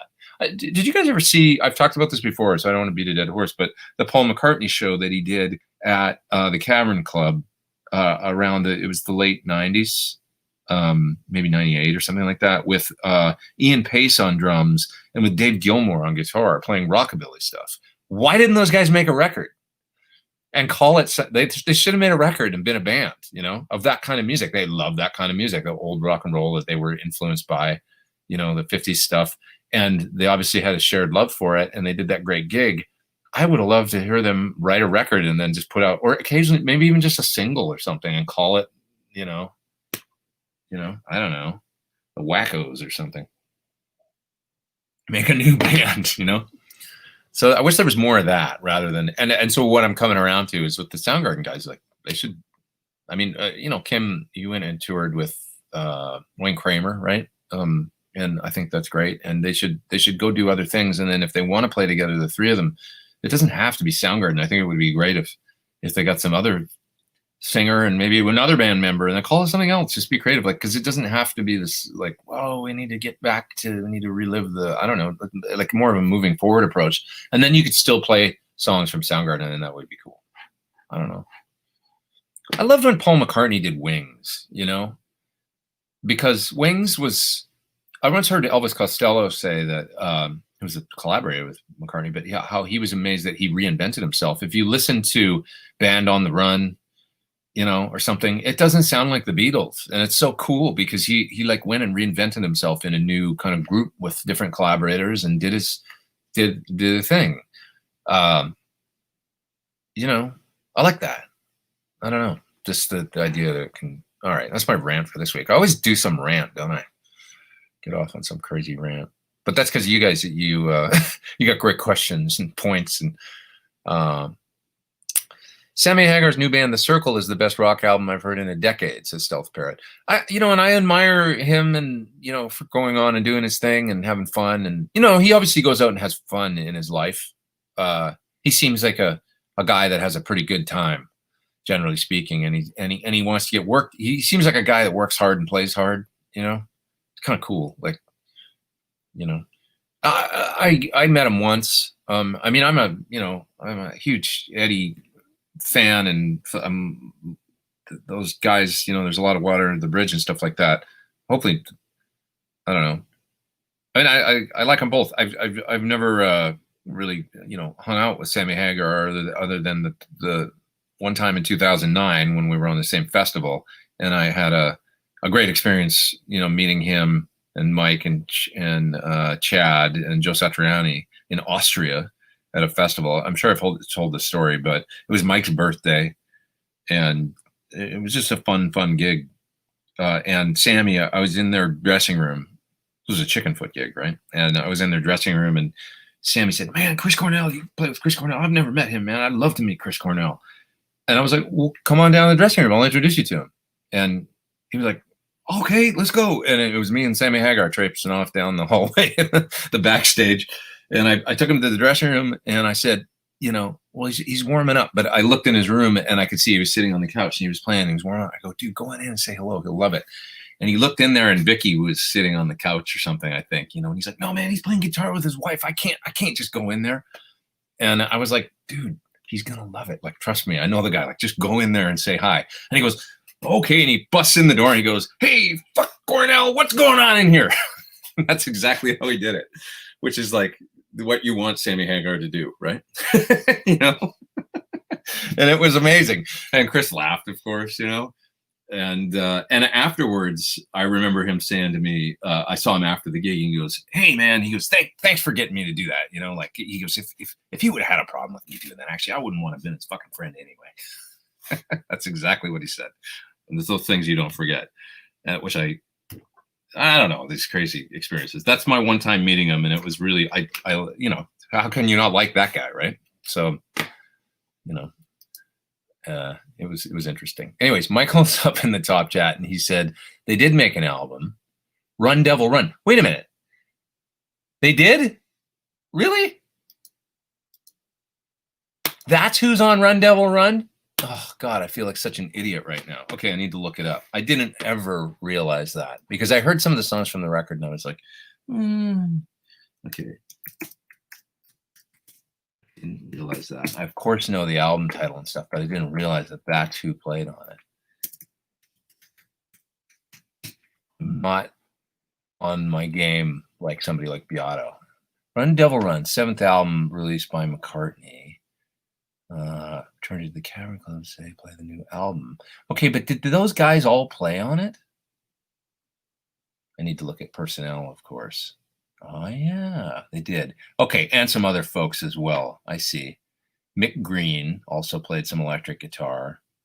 And Etienne Pace on drums. Pete Wingfield on keyboards. He was the keyboard player. Oh, you nailed it. Dave Maddox also played drums. Geraint Watkins. Chris Hall. So there's some other personnel. I see. Well, I stand corrected. I didn't realize that Gilmore was actually on the record, to be honest. I had no idea. Okay, thanks. God, I feel stupid, but you know, who was that said that? That was Michael. Michael will be taking over my live stream next week, and will be he's the successor. It's been a good run.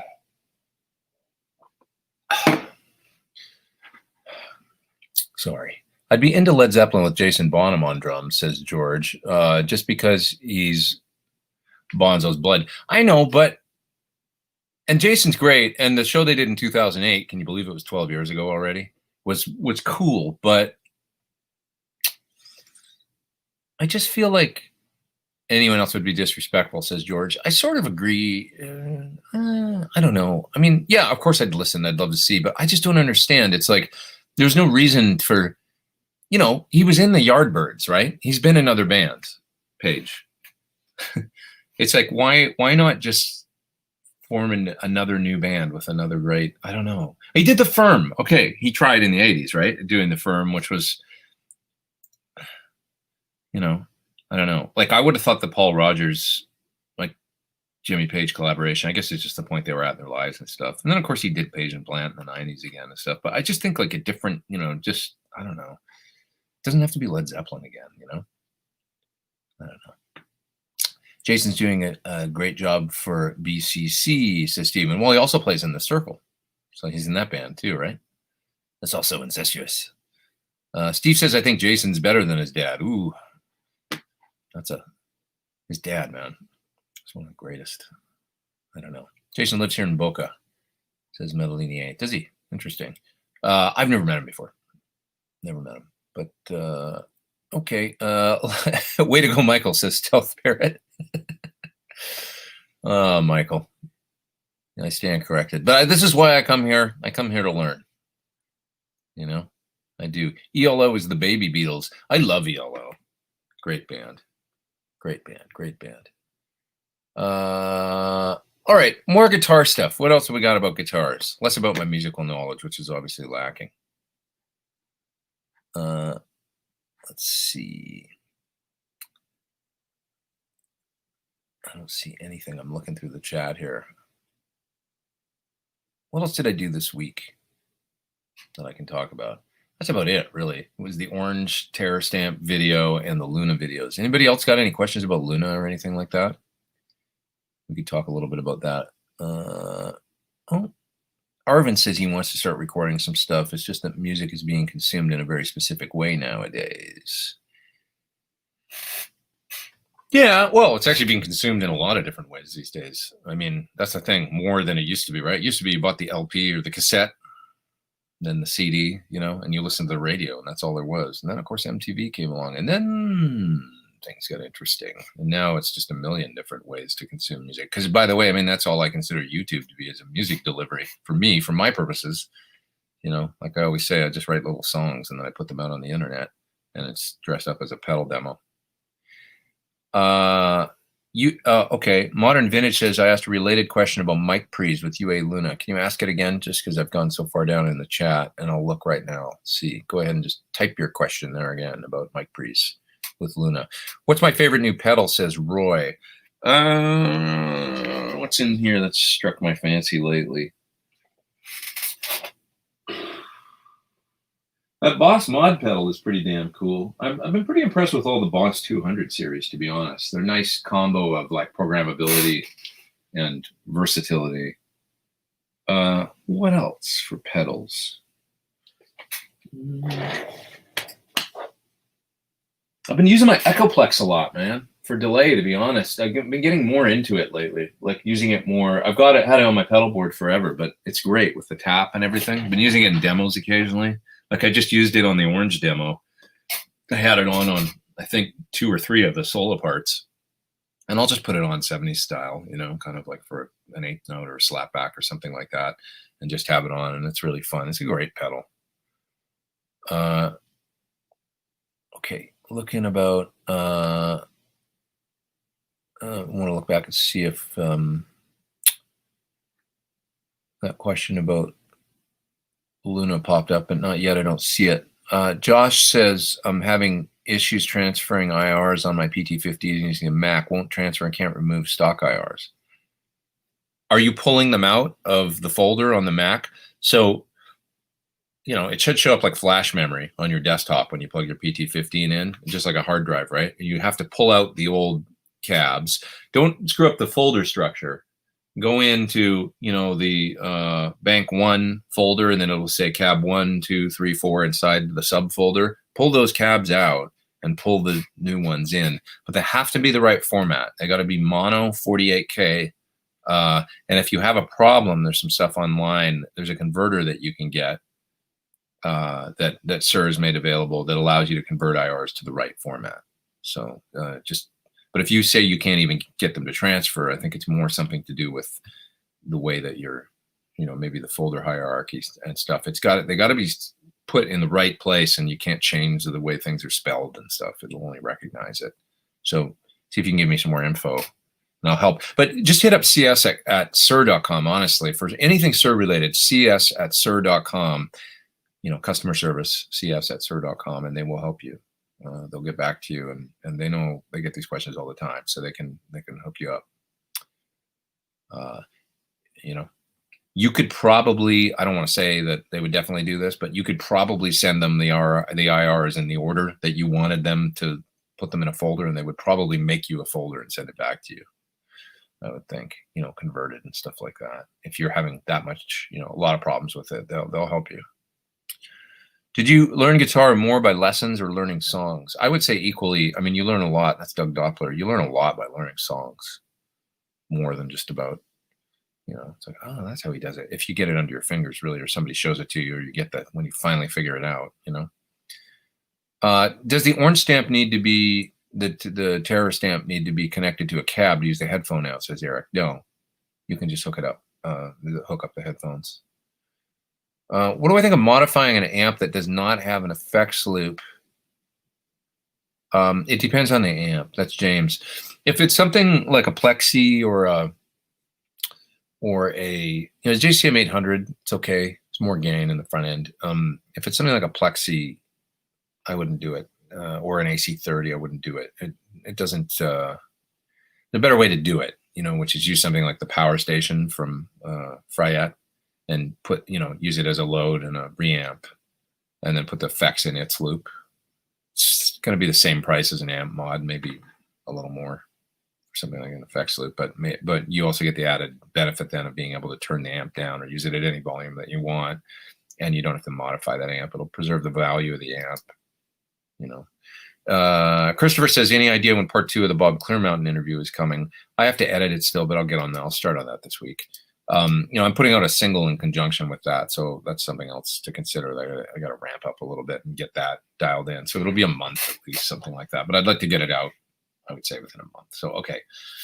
Another thing I got to do this week. Today I'm working on a demo for the Deliverance Synergy module. So that's what I'm working on right now. I'll knock that out today, as well as some other stuff coming up this week. I'm going to be doing some videos for Guitar World. I'm not writing for Premier Guitar anymore. That relationship has ended, and now I'm going to do some work for Guitar World. So I'm excited about that. That's a new thing that I haven't mentioned, I don't think. And I'm doing some video reviews for them, but they'll be on my channel just in conjunction with Guitar World. So occasionally doing some things, different kinds of products too that I haven't really done in the past. I'm going to do a few amplifiers. They've sent me a mixer of some sort that they want me to do a review for from Tuscan. So I'm going to be doing that. So that's a new thing that I got to get on this week. Lauren says he needs a new modulation pedal, looking at either Boss 200 or Wampler Terraform. Thoughts? They're both good. The Wampler really wants to be in front. So that's the only thing I've noticed about it, or definitely in a pedal level loop. You don't want to use it in too hot of a loop. So like with the PT15, I was clipping it a bit in the loop. So if it's something that you can run in front of your amp, then I would do that. Both good devices for the your modulation needs for the tones and stuff. But that's my one thing I'll say. Yeah. You seem to dig Sir guitars. Are you a Strat or Lester type guy if you had to pick one? Well, my signature guitar is a reflection of that, I think, right? You ask a good question, but it's literally like a mahogany body, maple top, mahogany neck, all Les Paul woods with 2 humbuckers. But then I've got a tremolo bridge and, 5-way switch for some different tones. So I went the jack of all trades route, and tried to combine both guitars into one, really. And I think that we did a pretty successful experiment with this one. There's not a lot. I don't know if you'll find a lot of all mahogany. That's the one thing. Like even going back to the 80s, Super Strats and stuff, mahogany with maple top and mahogany neck. I don't think you're going to find a hell of a lot of them out there with 2 humbuckers. So I think that we did something that's a little different than most of the Super Strat style guitars. But if I could only have one, that's going to be that one. Yeah. Coverdale Page says, Zach, yeah, Page did that too. Let's see. He definitely, he did his work, for sure. But it was always, like one album. And maybe I just feel like, I don't know, with Page, a funny one. I just feel like a collaboration with, I love the Black Crowes thing he did. That was cool. Because I felt like that was that was actually my favorite. And he was just playing Led Zeppelin, so I contradict myself. But wouldn't it have been cool if he'd made more music with those guys, like writing original songs and stuff, just become a member? He should have just joined the Black Crowes. That'd be cool, I don't know. It's funny. That was cool. I mean, they seem to be the best fit for, Wait, talk about that shirt, says Steven. You can order these on Peter's site. He had them on Instagram, and I clicked the link, and I just ordered it right there off of. I saw the picture on Instagram. I was like, I gotta get one of those. So you can. It's kind of a funny material. It's sort of like it almost feels like a soccer shirt, like one of those soccer jerseys. You can see it's kind of shiny, But anyway, I just loved it, so I had to get one. See the dates on the back. For those that haven't seen, we got 420 some people online right now. It's the story of our lives, right? In the living room, in the kitchen. And it's a good shirt. Mr. Page is awesome, but he is an oldie. He still looks great. I'll tell you that. Looks like he's doing good. He should do whatever he wants at this point. Doesn't have to listen to us. Doesn't have to make music if he doesn't want to.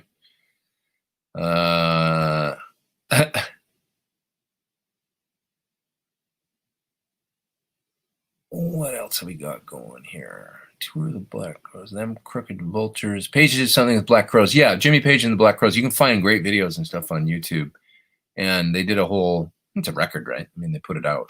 Just a live set. It's amazing. Because with all the guitar players, you know, 3 guitar players then, right? And they could do all the Led Zeppelin stuff and do all the parts. And it was super cool. It was a great vibe. Travis says, thanks for the help last week. Still setting up stereo rig for classic and heavy rock. Any recommendations for which effect combos are better routed in parallel versus series? Well, natural things to do in parallel would be delay and reverb, certainly. Series is going to be things like tremolo. Sometimes rotary. Rotary can sound good blended with dry, but sometimes you want the rotary to really take over the sound. Like if there's a rotary simulation, many times it's got a rolled off kind of top end. And, you know, the speaker is the speaker. So it's like, to me, sometimes I don't know if rotaries is effective if it's just blended in a parallel. But it's a different sound. It can sound really cool. Just if you really want this authentic kind of Leslie vibe, it's a stereo thing and really kind of, you know, should be in series, I think. For the most authentic Leslie thing. Other effects in parallel, what do you guys think? I don't know. Just not tremolo and I mean, all your mod stuff can be done, you know, chorusing. A flanger, but flanging in front is one of my favorite sounds, like the Eddie Van Halen thing. So, you know, that's got to be like flanger in front in mono, generally speaking, right? Stereo flanging is different, you know, to end up sounding like that. So I like to run my phaser and my flanger in front, generally speaking. You know, all the great tones were like, you know, when you think of Andy Summers or David Gilmour or the classic Eddie Van Halen, certainly all that stuff was flanger in front of an amp for those sounds. So those things should be series in front. The parallel, pretty much delay and reverb, and then maybe stereo chorus or, you know, like a tri-chorus kind of thing or something that can be great post in parallel. Yeah, hope that helps, Travis. Thanks for doing the top chat. I appreciate it. Loot89 says, is the Chase Bliss Automatone among your soon-to-reviewed items? It is. I can show it to you guys. Have you seen this thing? Gotta get it, and I'll show it to you because it's so unique. It deserves to be seen.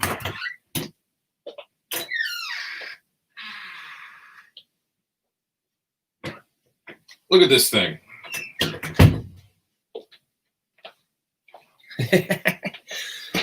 This is an overdrive pedal and a fuzz with flying faders. So you know, it literally, like the programs, the faders will move around just like on a you know, a mixing console with flying faders when you change presets. It's cool, kind of wild sounding. I like the fuzz tones the best in it and the wilder stuff. But I have yet to, you know, I plugged it in and played through it a little bit. It's unique, you know, it's got MIDI and everything. So, you know, you can hit your different presets and watch the faders fly. Pretty fun. It's got expression pedal input too. So you can control, you know, that's pretty cool. I mean, doing some things like controlling something like drive level, you know, gain or drive via expression is neat, I think. So that you can play a solo and lean into notes with more overdrive and then back it off or fuzz, you know, pretty neat. Yeah. Okay, what else we got here, guys? Where's the coffee fader? Somebody said $700. Is it really? I didn't know it was that expensive. Wow. I mean, flying faders got to be expensive. Putting those, it's got motors for all those faders, you know, pretty wild. What this is, George? Yeah, it's pretty wild, right? Pretty interesting. I'll get on that pretty soon and get it done and get it out. great to see that Metallica are back at it. Are they? Are they back rocking again? That's good. Doing their metal thing. Just looking through the chat here.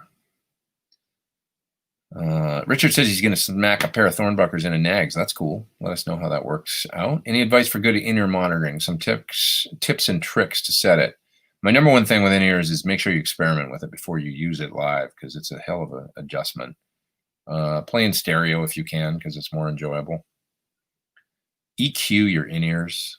Have a master EQ. Most mixers, digital mixers, will have an EQ on every output, so you'll be able to, your feed will have a master EQ. And what I tend to do is cut low mids, sometimes 200, 250 hertz, because I find there's a lot of low mid on stage anyway. And then in the in-ears, they can be kind of, a lot of them can be kind of, especially the more drivers you get. I recommend not using ones with more than 3 or 4 drivers for guitar specifically. Get some that are kind of mid-centric, because you feel the bass even when you plug your ears, right? The bass on stage, you feel it. It comes right through your, you don't need in-ears with a ton of low end in them. Yeah, so those are some tips there. And you just EQ with some of those low mids out sometimes and do a low cut below like 100 or 80. Don't need that stuff really in your in-ears. Just clean them up a little bit. That's kind of my best advice. They're a compromise for me no matter what. I'm not a fan, really. If you're a singer, they're great. Have you ever checked out the Fulltone CS Ranger booster? I haven't tried that one. What's your favorite treble booster? I mean, the Fryer ones that are like really just Rangemaster are great. I have John Shank's Cornish one here, which is a double. Basically like a Rangemaster. A lot of them have a low cut kind of cap on them. So you can just kind of, pick the one that has this, like a Dyna Ranger divided by 13 is nice because it's got a 5-position switch for the low cut.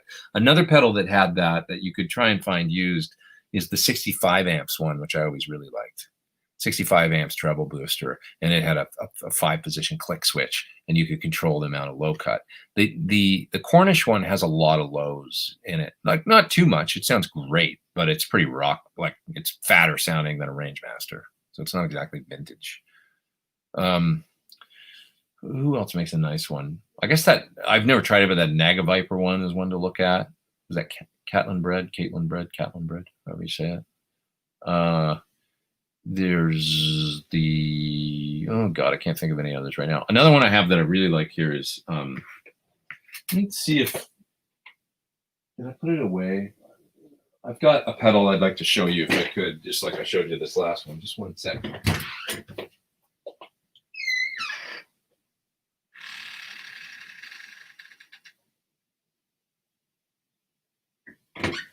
This is a really good pedal. These don't get enough love, I don't think. But this is from my friends at BAE, and this is the Hot Fuzz. There's a video of this on my channel. This is a fuzz with gain and juice controls, treble and bass controls, but then this is a treble boost, high frequency boost. So it's got a built-in treble booster and fuzz, and this thing sounds amazing when you turn both those things on. But if you just want the treble boost or the fuzz, you can get that as well, of course. So it looks like a Neve preamp or something, because of course they make the Neve style stuff, and they got into guitar pedals recently. The only thing that drives me a little crazy about this pedal is that it's got a small, like the power jack is tiny. It's smaller than your standard, so you want to make sure you got the right power for it. And the input and output are reversed like a vintage English style pedal. So the input's actually on this side, and for most pedals it's the opposite. So, but it is a cool sounding pedal. And if you don't want to use the power jack, you can put a battery in this thing and it'll last forever, because it just doesn't draw very much. So it might even sound better that way with a battery. So, but great pedal with a lot of vibe. So that's a nice treble booster. That bonus has a great fuzz built in. The Hot Fuzz from BAE. They have a couple other ones now too. A couple different kinds of pedals out. So that I haven't tried actually.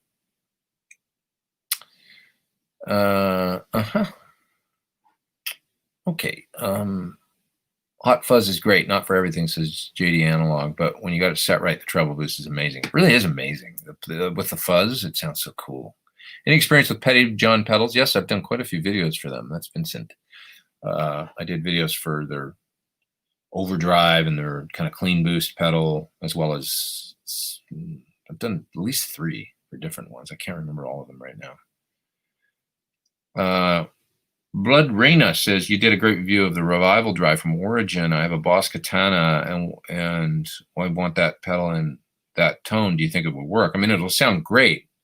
You've got a pedal then that's almost cost as much as that amp, but I would think that it would sound terrific. The Revival Drive is, I think, hands down the best recreation of a Marshall style preamp thing in a pedal that I've heard. You know, it's pretty amazing with the negative feedback and all that stuff. That was the one thing about it. The original big one, you know, that's got the negative feedback control on it. Sorry, not negative feedback. It's a what's the word I'm looking for? Adds in ghost notes, ghosting control. And so it adds in stuff that, you know, that amps do that is kind of like, you know, that manufacturers try and work out of amplifiers, but they just do it anyway. You know, amps with low filtering and stuff, and they start ghosting. This has that, and when you blend in some of that, it just gets fatter and more dynamic. It's unlike any overdrive I've heard. Really, it sounds amazing. So it's a terrific pedal. Origin people, they're no dummies. They make some cool stuff. That's for sure.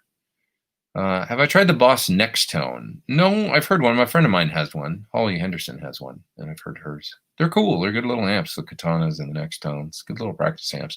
You know, even Sir is a fan of the Katana. He was pretty impressed with it when he got. He's like, well, I'm just sitting around playing at home. This thing's pretty cool. You know, it's true. It just depends what you're doing. You know, you know, Boss. I'm a Boss fan, no doubt. Have I ever tried the Matter Disorganizer Fuzz? I haven't. I have not. Okay. What would you set the dip switches on an EP booster at? I don't have an EP booster. That's from Braxall. I actually don't have one. I have a bunch of their pedals with the EP boosters in one of them. I will tell you that on something like the Super Clean, I like the 2 mids up. So they've got a 4 position. And I don't know if the EP booster is anything like that, where it's the frequency. But the 2 mid-range switches, if it's the same, on either a Super Clean or a, what's the other one? Super Sweet, the white and the red ones from Exotic. The switches up and just in those Magic Guitar mid frequencies just give a really wonderful forward thing. I really like both those pedals. Yeah. Let's see here. Looking through the chat, see what else we got. Oh boy. Steven says he's just starting a new gig with a local hard rock act, decided to ditch the pedal board and only use verb and delay in the loop. It feels weird with no board. Freeing though, good, right? I mean, in a way, you know, if you can do it all from the amp and the volume control on the guitar, pretty cool, you know? I mean, I could do that for most classic rock, honestly. It's like, if I have my amp and I got a little delay in verb, and then maybe, you know, you got to have fuzz for some classic rock. That's the only thing, and wah and univibe. So now you got a pedal board again. But really, with a few things like that, like fuzz, wah, univibe, and I find for a lot of classic rock, you kind of need a compressor. Because for me, classic rock is like Pink Floyd. And, you know, if you're just talking about straight up dirty guitar, yes, you don't need it. But for me, many times it veers into Andy Summers and Dave Gilmour and, you know, some stuff like that. And then it's like, oh, now I need a couple more things. And now we're back to a pedal board. So see how I did that? Oh boy. Pete, do you remember the Starwood Club, says Steve? That was a little before my time. I never saw the Starwood Club. I was at Gazzari's once. That was cool to go there just for a minute. That was like when I first got to LA, there was still Gazzari's, and then it went away, unfortunately. But I was there once. Yeah, Pete Townsend used a Dynacomp. That's right. A lot of people did. They used it a lot as a kind of a boost and to hit the front of the amp. And, you know, Andy Summers, Pete Townsend, some great guitar players throughout the 70s used one. So Yeah, it's tough for me to get around that, you know. Dave says Jerry Garcia passed away on this day in 1995. Is that right? God, that's so long ago. 25 years. Unbelievable. Time flies, man. Lute says recommendation for a son that is badass but is only 17. Stay in school. Don't do what I did. Go to college. No, I don't know. He's a badass guitar player. What recommendation as far as like gear or something, or how to make it, whatever that means these days. Once again, stay in school. Start a YouTube channel. There's nothing else to do, actually. What do I think of the Earth Drive Sano Music Solutions? Never heard of it, actually. I'm sorry, I haven't tried it. I have not tried that one. I'd like to. Any combo that can sound great at bedroom volume? Honestly, it's things like the Katana and the Next Sound. The little, that's from Blood Arena. The little modeling things are great for bedroom volume. You know, it's tough to get around that. I've got my Nuex, which I've done videos for. You know, they're tiny. They're this big, right? And I use that while I watch TV. So I've got it on half the TV volume so I can still hear. And little thing, that's my favorite things is the little guys for, you know, the little, you know, modeling things. The little, the Fly 3 from Black Star for $75 is fine for jamming at TV volume, you know. Because honestly, it's like, you know, if you're not moving air or moving the speaker, or like what are we talking about? We're just sort of talking about simulated, you know. And I think that the modeling amps are fine for that stuff. I want a solid state but analog amp that sounds different. Any good recommendations? You know, maybe the Orange. Like Orange has a bunch of little combos, and I like that thing that I just tried. So maybe I know Ty Tabor uses the 200-watt Orange solid state head. That's his like live rig now. So I'd look at some of their stuff. You know, Adrian Ballou used a Dynacomp too, says Michael. Interesting. I don't know that much about Alien. Alien? He is an alien. Adrian's rigs. But I loved his sounds. I should learn more. I remember when he played that Mustang with the crazy painting on it. Looked kind of like a Nagel or something. I don't know as I remember it, but it wasn't. It was like geometric shapes, kind of day glow colors. And it was a Mustang with a Kaler, I think. That's what I remember him using in the early 80s. Maybe with EMGs or something. Kind of interesting. Dropfoot says, the godfather of rock, the stage where the Doors and Van Halen got their start. I think that's true. I think Bill Gazzari would call Dave Roth Van. He thought he was Van Halen. She was the singer. What's up, Van? It's kind of funny. I believe that Gazzari's for a while had my friend Frank Symes, my good friend that I haven't talked to in years. So I don't know how good friends we are still. I wish we were better friends. He's a great guy though. And, I should give him a call and see how he's doing. But anyway, he used to be in a band called the Whiz Kids in the 70s. And he used to play all those clubs with Van Halen and some of the other bands that were, you know, coming up in the 70s. And the Whiz Kids was more like a glam kind of band. And I guess it was kind of a competitive scene. So they were more like about like, you know, Bowie and maybe the Stooges. It's a little bit more like on the glam punk kind of tip. And then Van Halen was more of the, you know, rock vibe, a little bit more of the ZZ Top, Aerosmith, you know, and then they'd throw in stuff from their covers of Kool and the Gang and stuff, I think. But anyway, with a couple stages in Gazzari's, one band would play a set and then the other band would play a set. That's what I heard. I remember Frank telling me, and that was pretty competitive, you know. And the girls really liked the Whiz Kids a lot because they had the hair and the tight pants or something. I don't know. they were like a glam band, you know, and dance kind of like they had a, you know, I don't know, like a little bit more of that thing going on. And so I guess it was a pretty competitive scene, but kind of fun to.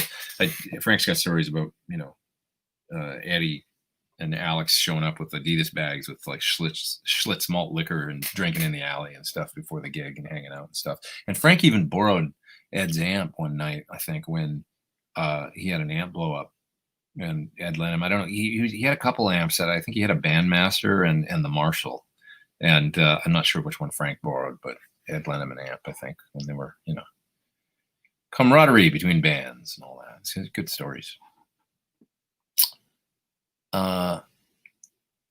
Daniel says, what's the best way to approximate petty like Vox on a PT15? A Boss BC2, EQ, something else? Yeah, you could probably the clean channel with a Boss BC2, or maybe the Wampler AC pedal was pretty cool. I did a video of that on my channel. Sounds good. Something like that would probably be yeah. Try one of those. You know, BC2 is cool. It's hard. You're talking about, you know, a very specific. One way to go is to use something like a Helix with it. This is probably more involved than you want to do, but maybe an HX Stomp. And if you use it for cable method, you can then have a preset where you use the, you know, you don't put the loop in, and because you're running into the HX Stomp, coming out of the effects send into the front of the amp, out of the send back into the return of the HX Stomp, and the HX Stomp out back into the return of the amp, right? For cable method. And if you don't put the preamp in line via the effects loop, if you just don't turn that on, now you're just hitting the Helix and then running into the return of the amp. And you can use something like the matchless preamp, or just the whole amp sim. I would probably use with the no cab sim on in the Helix, and that gets pretty closer than just about anything I've tried. You know, doing something like that, pretty cool. So something to think about. B Little is up there in the top chat. He says 2 Notes Captor X or UA aux for direct recording, essentially to make amp profiles in Kemper, as I don't have a place to mic cabs.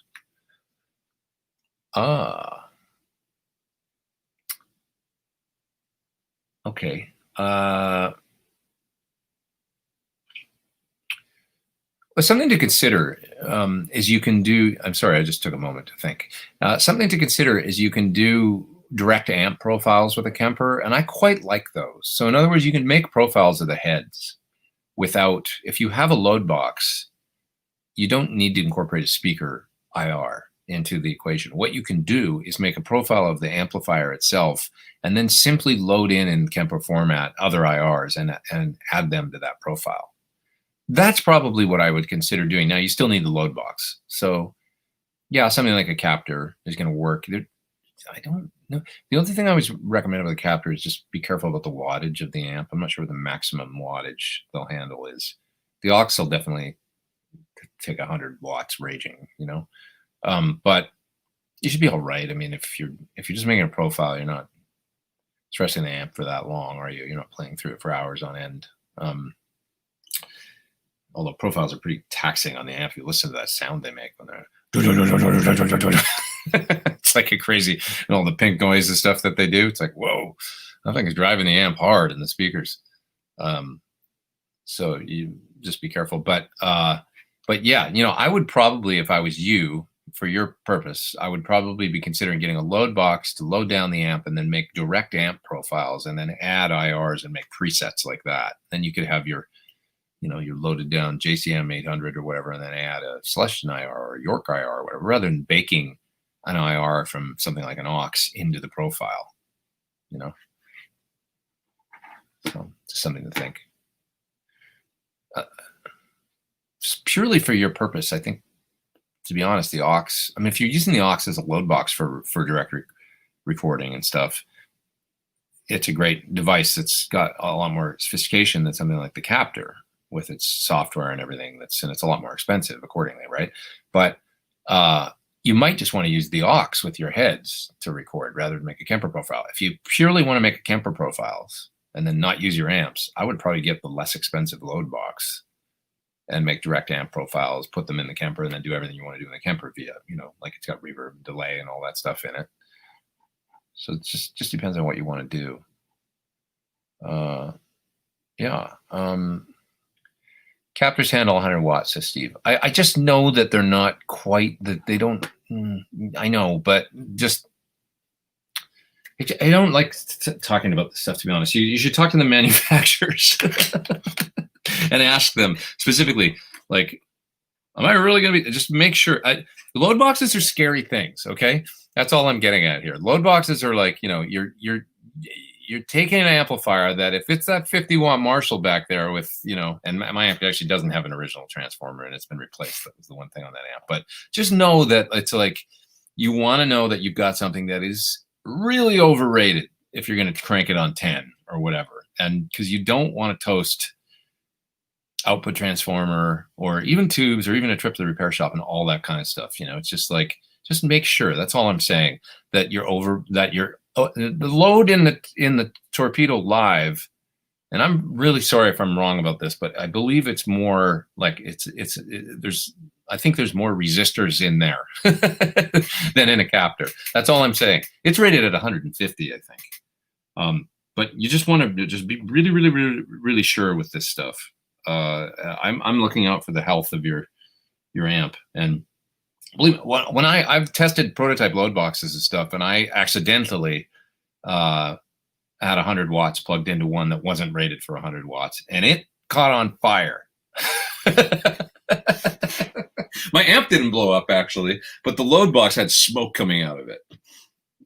Yeah, it was my fault. I shouldn't have plugged in, but it's a good test, right? I mean, we know, oh yeah, sure enough, like you need to have like it's good if it's rated like double or, or 1.5 times, for things like Marshalls that make 140 watts if it's 100 watt when it's cranked, So,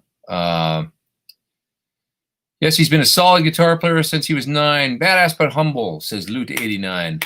That's cool, man. That's awesome. Just tell him to hang in there. I mean, there's no substitute for hanging in the game, I don't know. Who knows what this crazy world's got to offer. We're talking about his son. His son's 17 and plays guitar.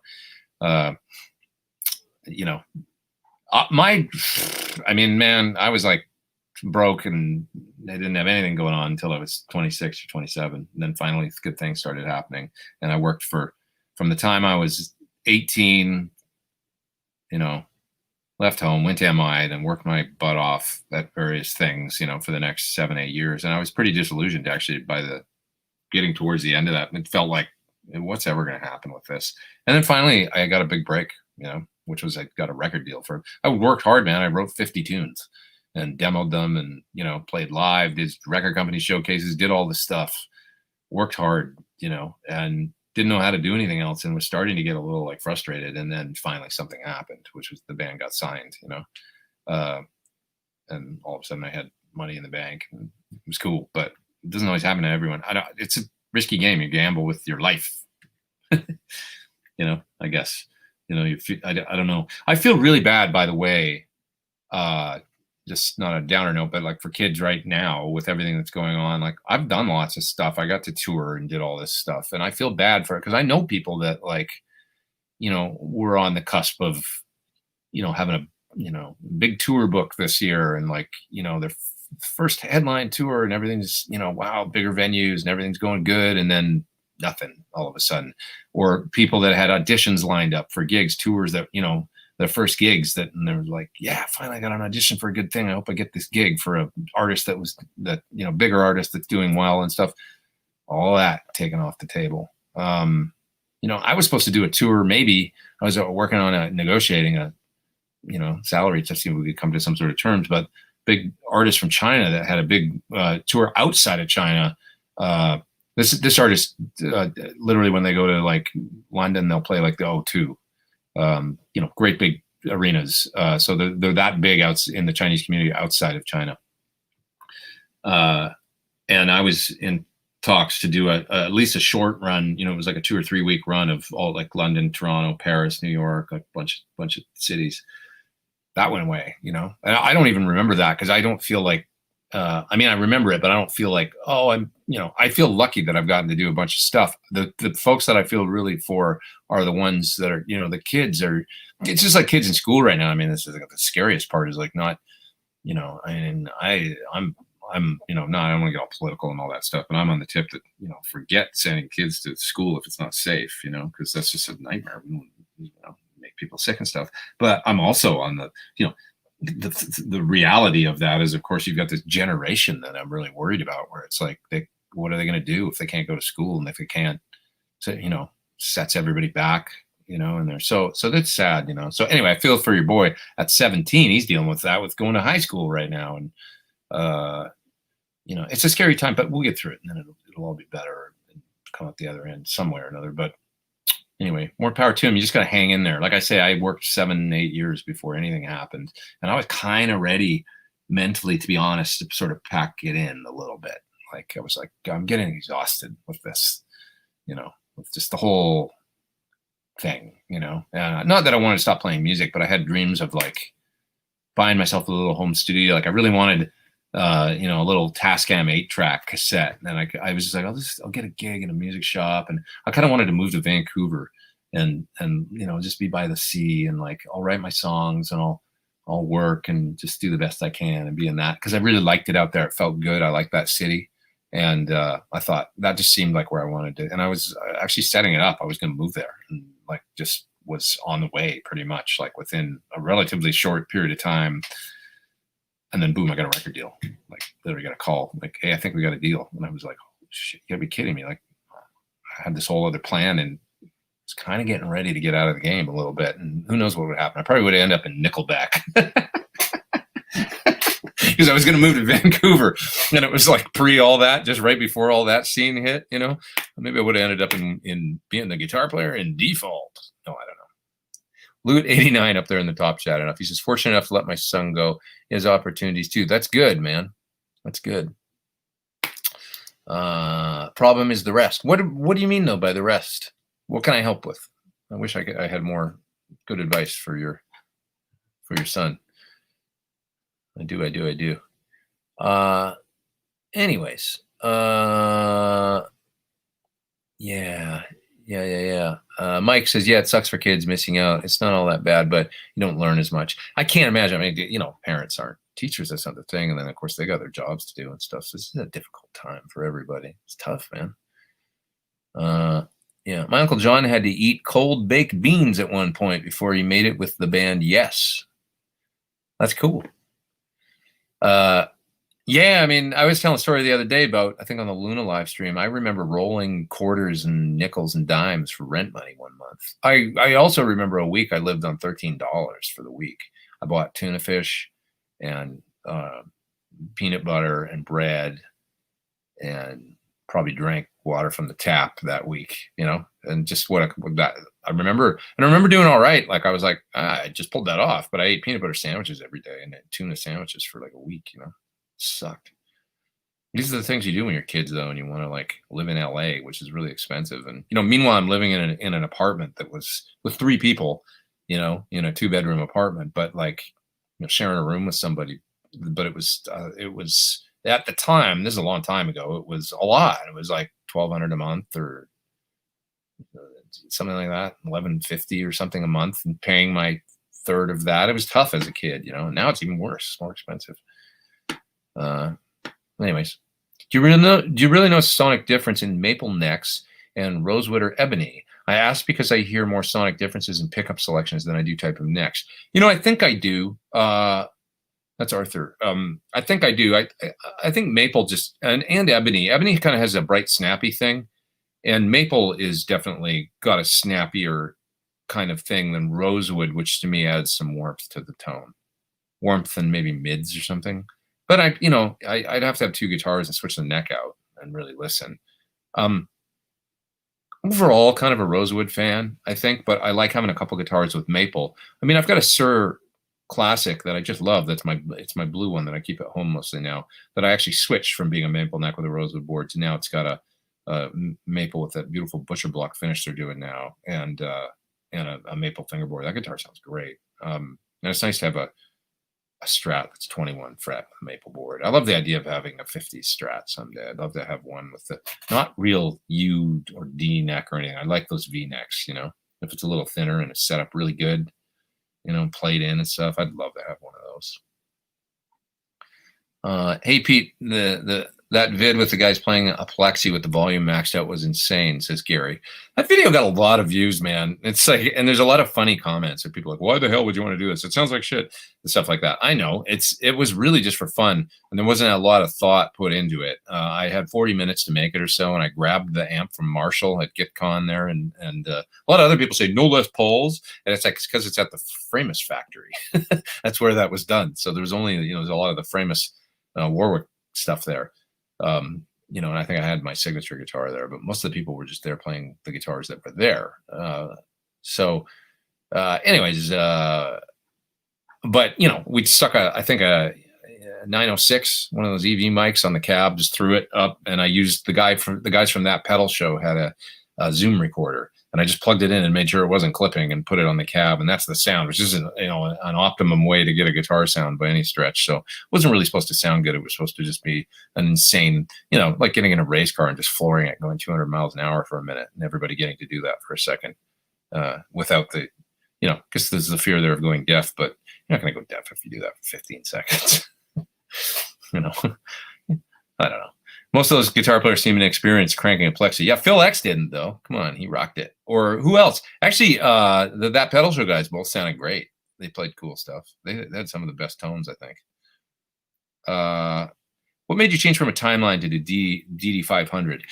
I like the timeline. My timeline, to be honest, had kind of there's sort of broken, like one of the data knobs when I'm entering in names was kind of broken. So I was like, God, I really want to get another one, because every time I go to name preset, that was the problem. And I just kind of wanted to try something else. I'd used it for 10 years or 8 years at that point. It's been out for a long time, that pedal. Maybe 7 years or something. I don't know if it's been out that long. But Friedman always really he's a big Boss fan. Dave will always try and tuck you into Boss pedals. And I like Boss too. And to be honest, I found some great new sounds out of it. And I am really enjoying it even a little more than I did for the first couple of years I had it on the board. So some of the functions where you can hold down the switch and get it to ramp up feedback and stuff, I'm just sort of playing with those now and discovering them. And it's pretty cool. So, I think they're both good, and the timeline I really liked. And as a matter of fact, there's some sounds in the timeline I miss. So not that I wouldn't use it again, but it's almost 2. Have I really been going that long? I got to split soon, guys. 1:49. Let's do a little bit more. I got more people online now than I have for the whole thing. It's 433 people. Should we just hang out all day? Loot89 says, are you working on the Bukovac chat? I haven't. I'm sorry. There's just too much in the day to do. I gotta be honest, I haven't.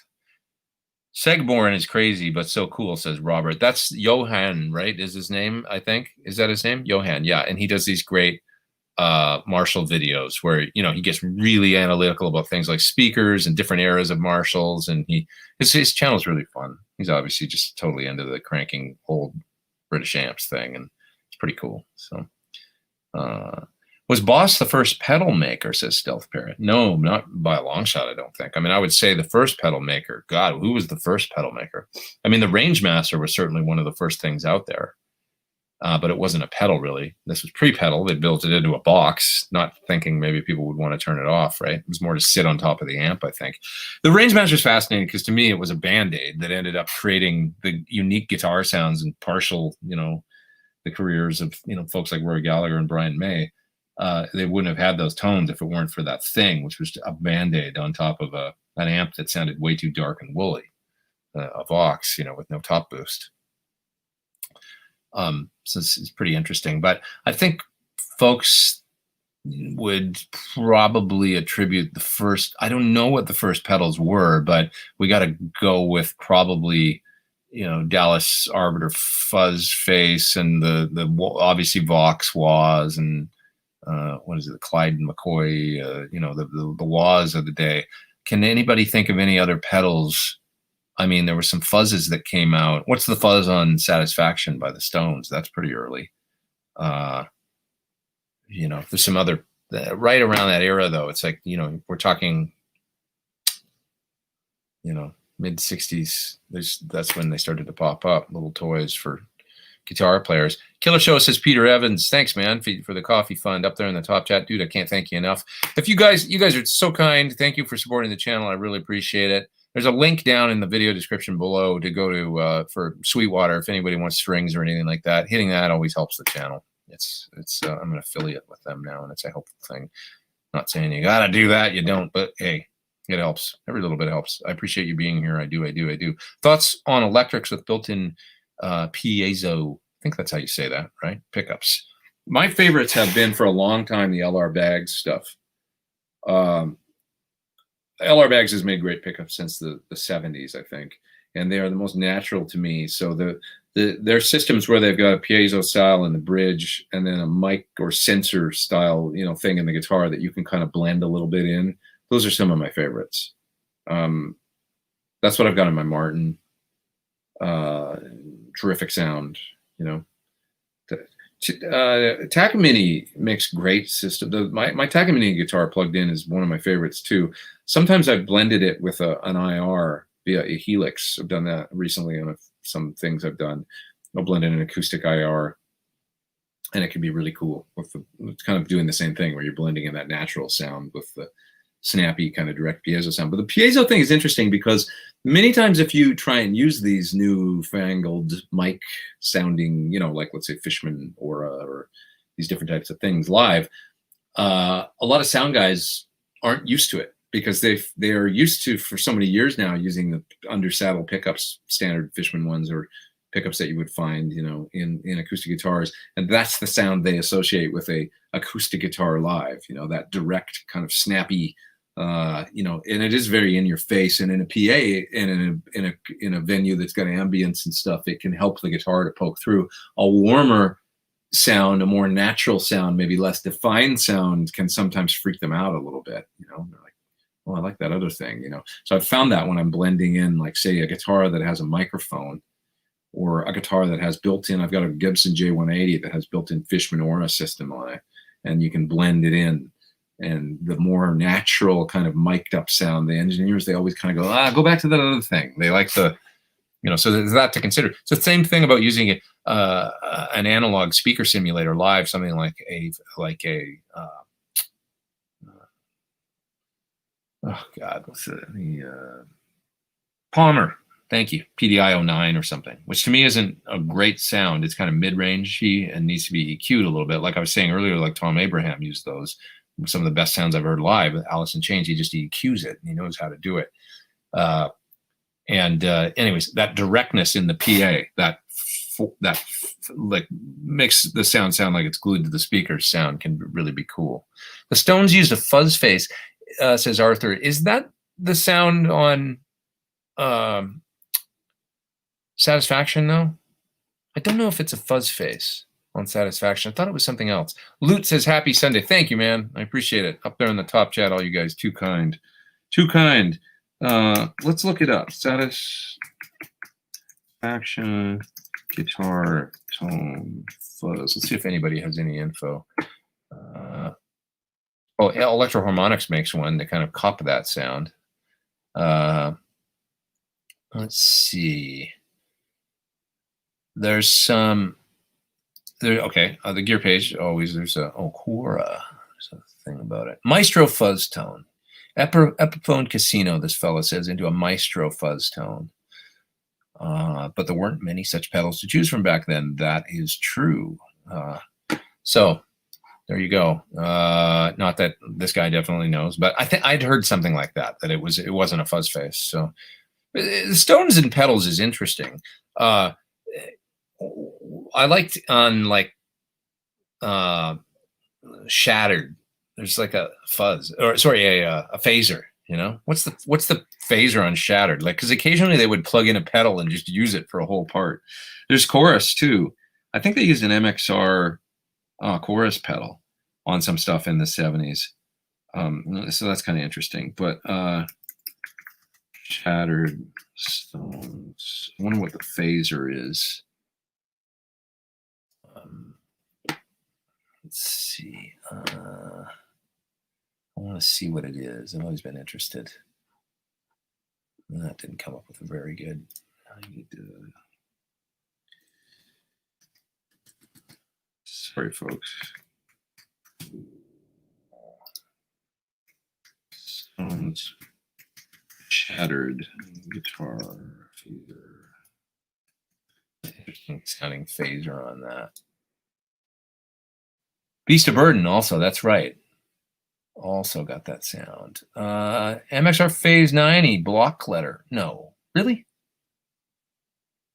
Is it really? I don't think that's true because it wasn't block out by then. Anyway, somebody's saying Phase 90. Somebody else is saying Phase 100. Oh, shattered his flanger. Really? I don't know. Now I'm just reading the forums with you guys, but I don't know. But this is the kind of stuff that I think about too.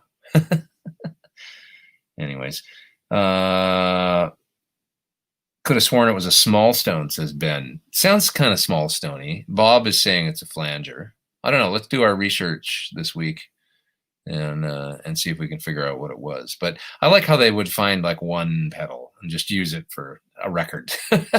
Wasn't a lot of effects going on, but every now and then they screwed around. Somebody's saying Maestro Phaser. Insane music. Interesting. Well, all right, you guys. I think I better split. It's almost 2 p.m., so we've been going a while. I'm gonna get some lunch, and then I'm gonna keep working on the VHG Deliverance video. So it's a nice sounding module for the Synergy, the cleaner side. Quite interesting. It's got a tough sound to it, kind of like it reminds me a little bit of High Watt or something. Nice on the edgy, semi overdriven or totally clean. It's not Fendery though. It's got its own thing, and I came up with something that sounds very King's X. I think so. I'm gonna do that for the demo and cut that track today. That's my plan for the day. So I hope you guys have a terrific day. And remember, Frampton stays inside. Have a terrific week, and I'll see you guys next time. Thanks for schooling me on the Run Devil Run record. I didn't realize that Gilmore had actually played on that. That's cool to know. And you guys are the best. See you in a week.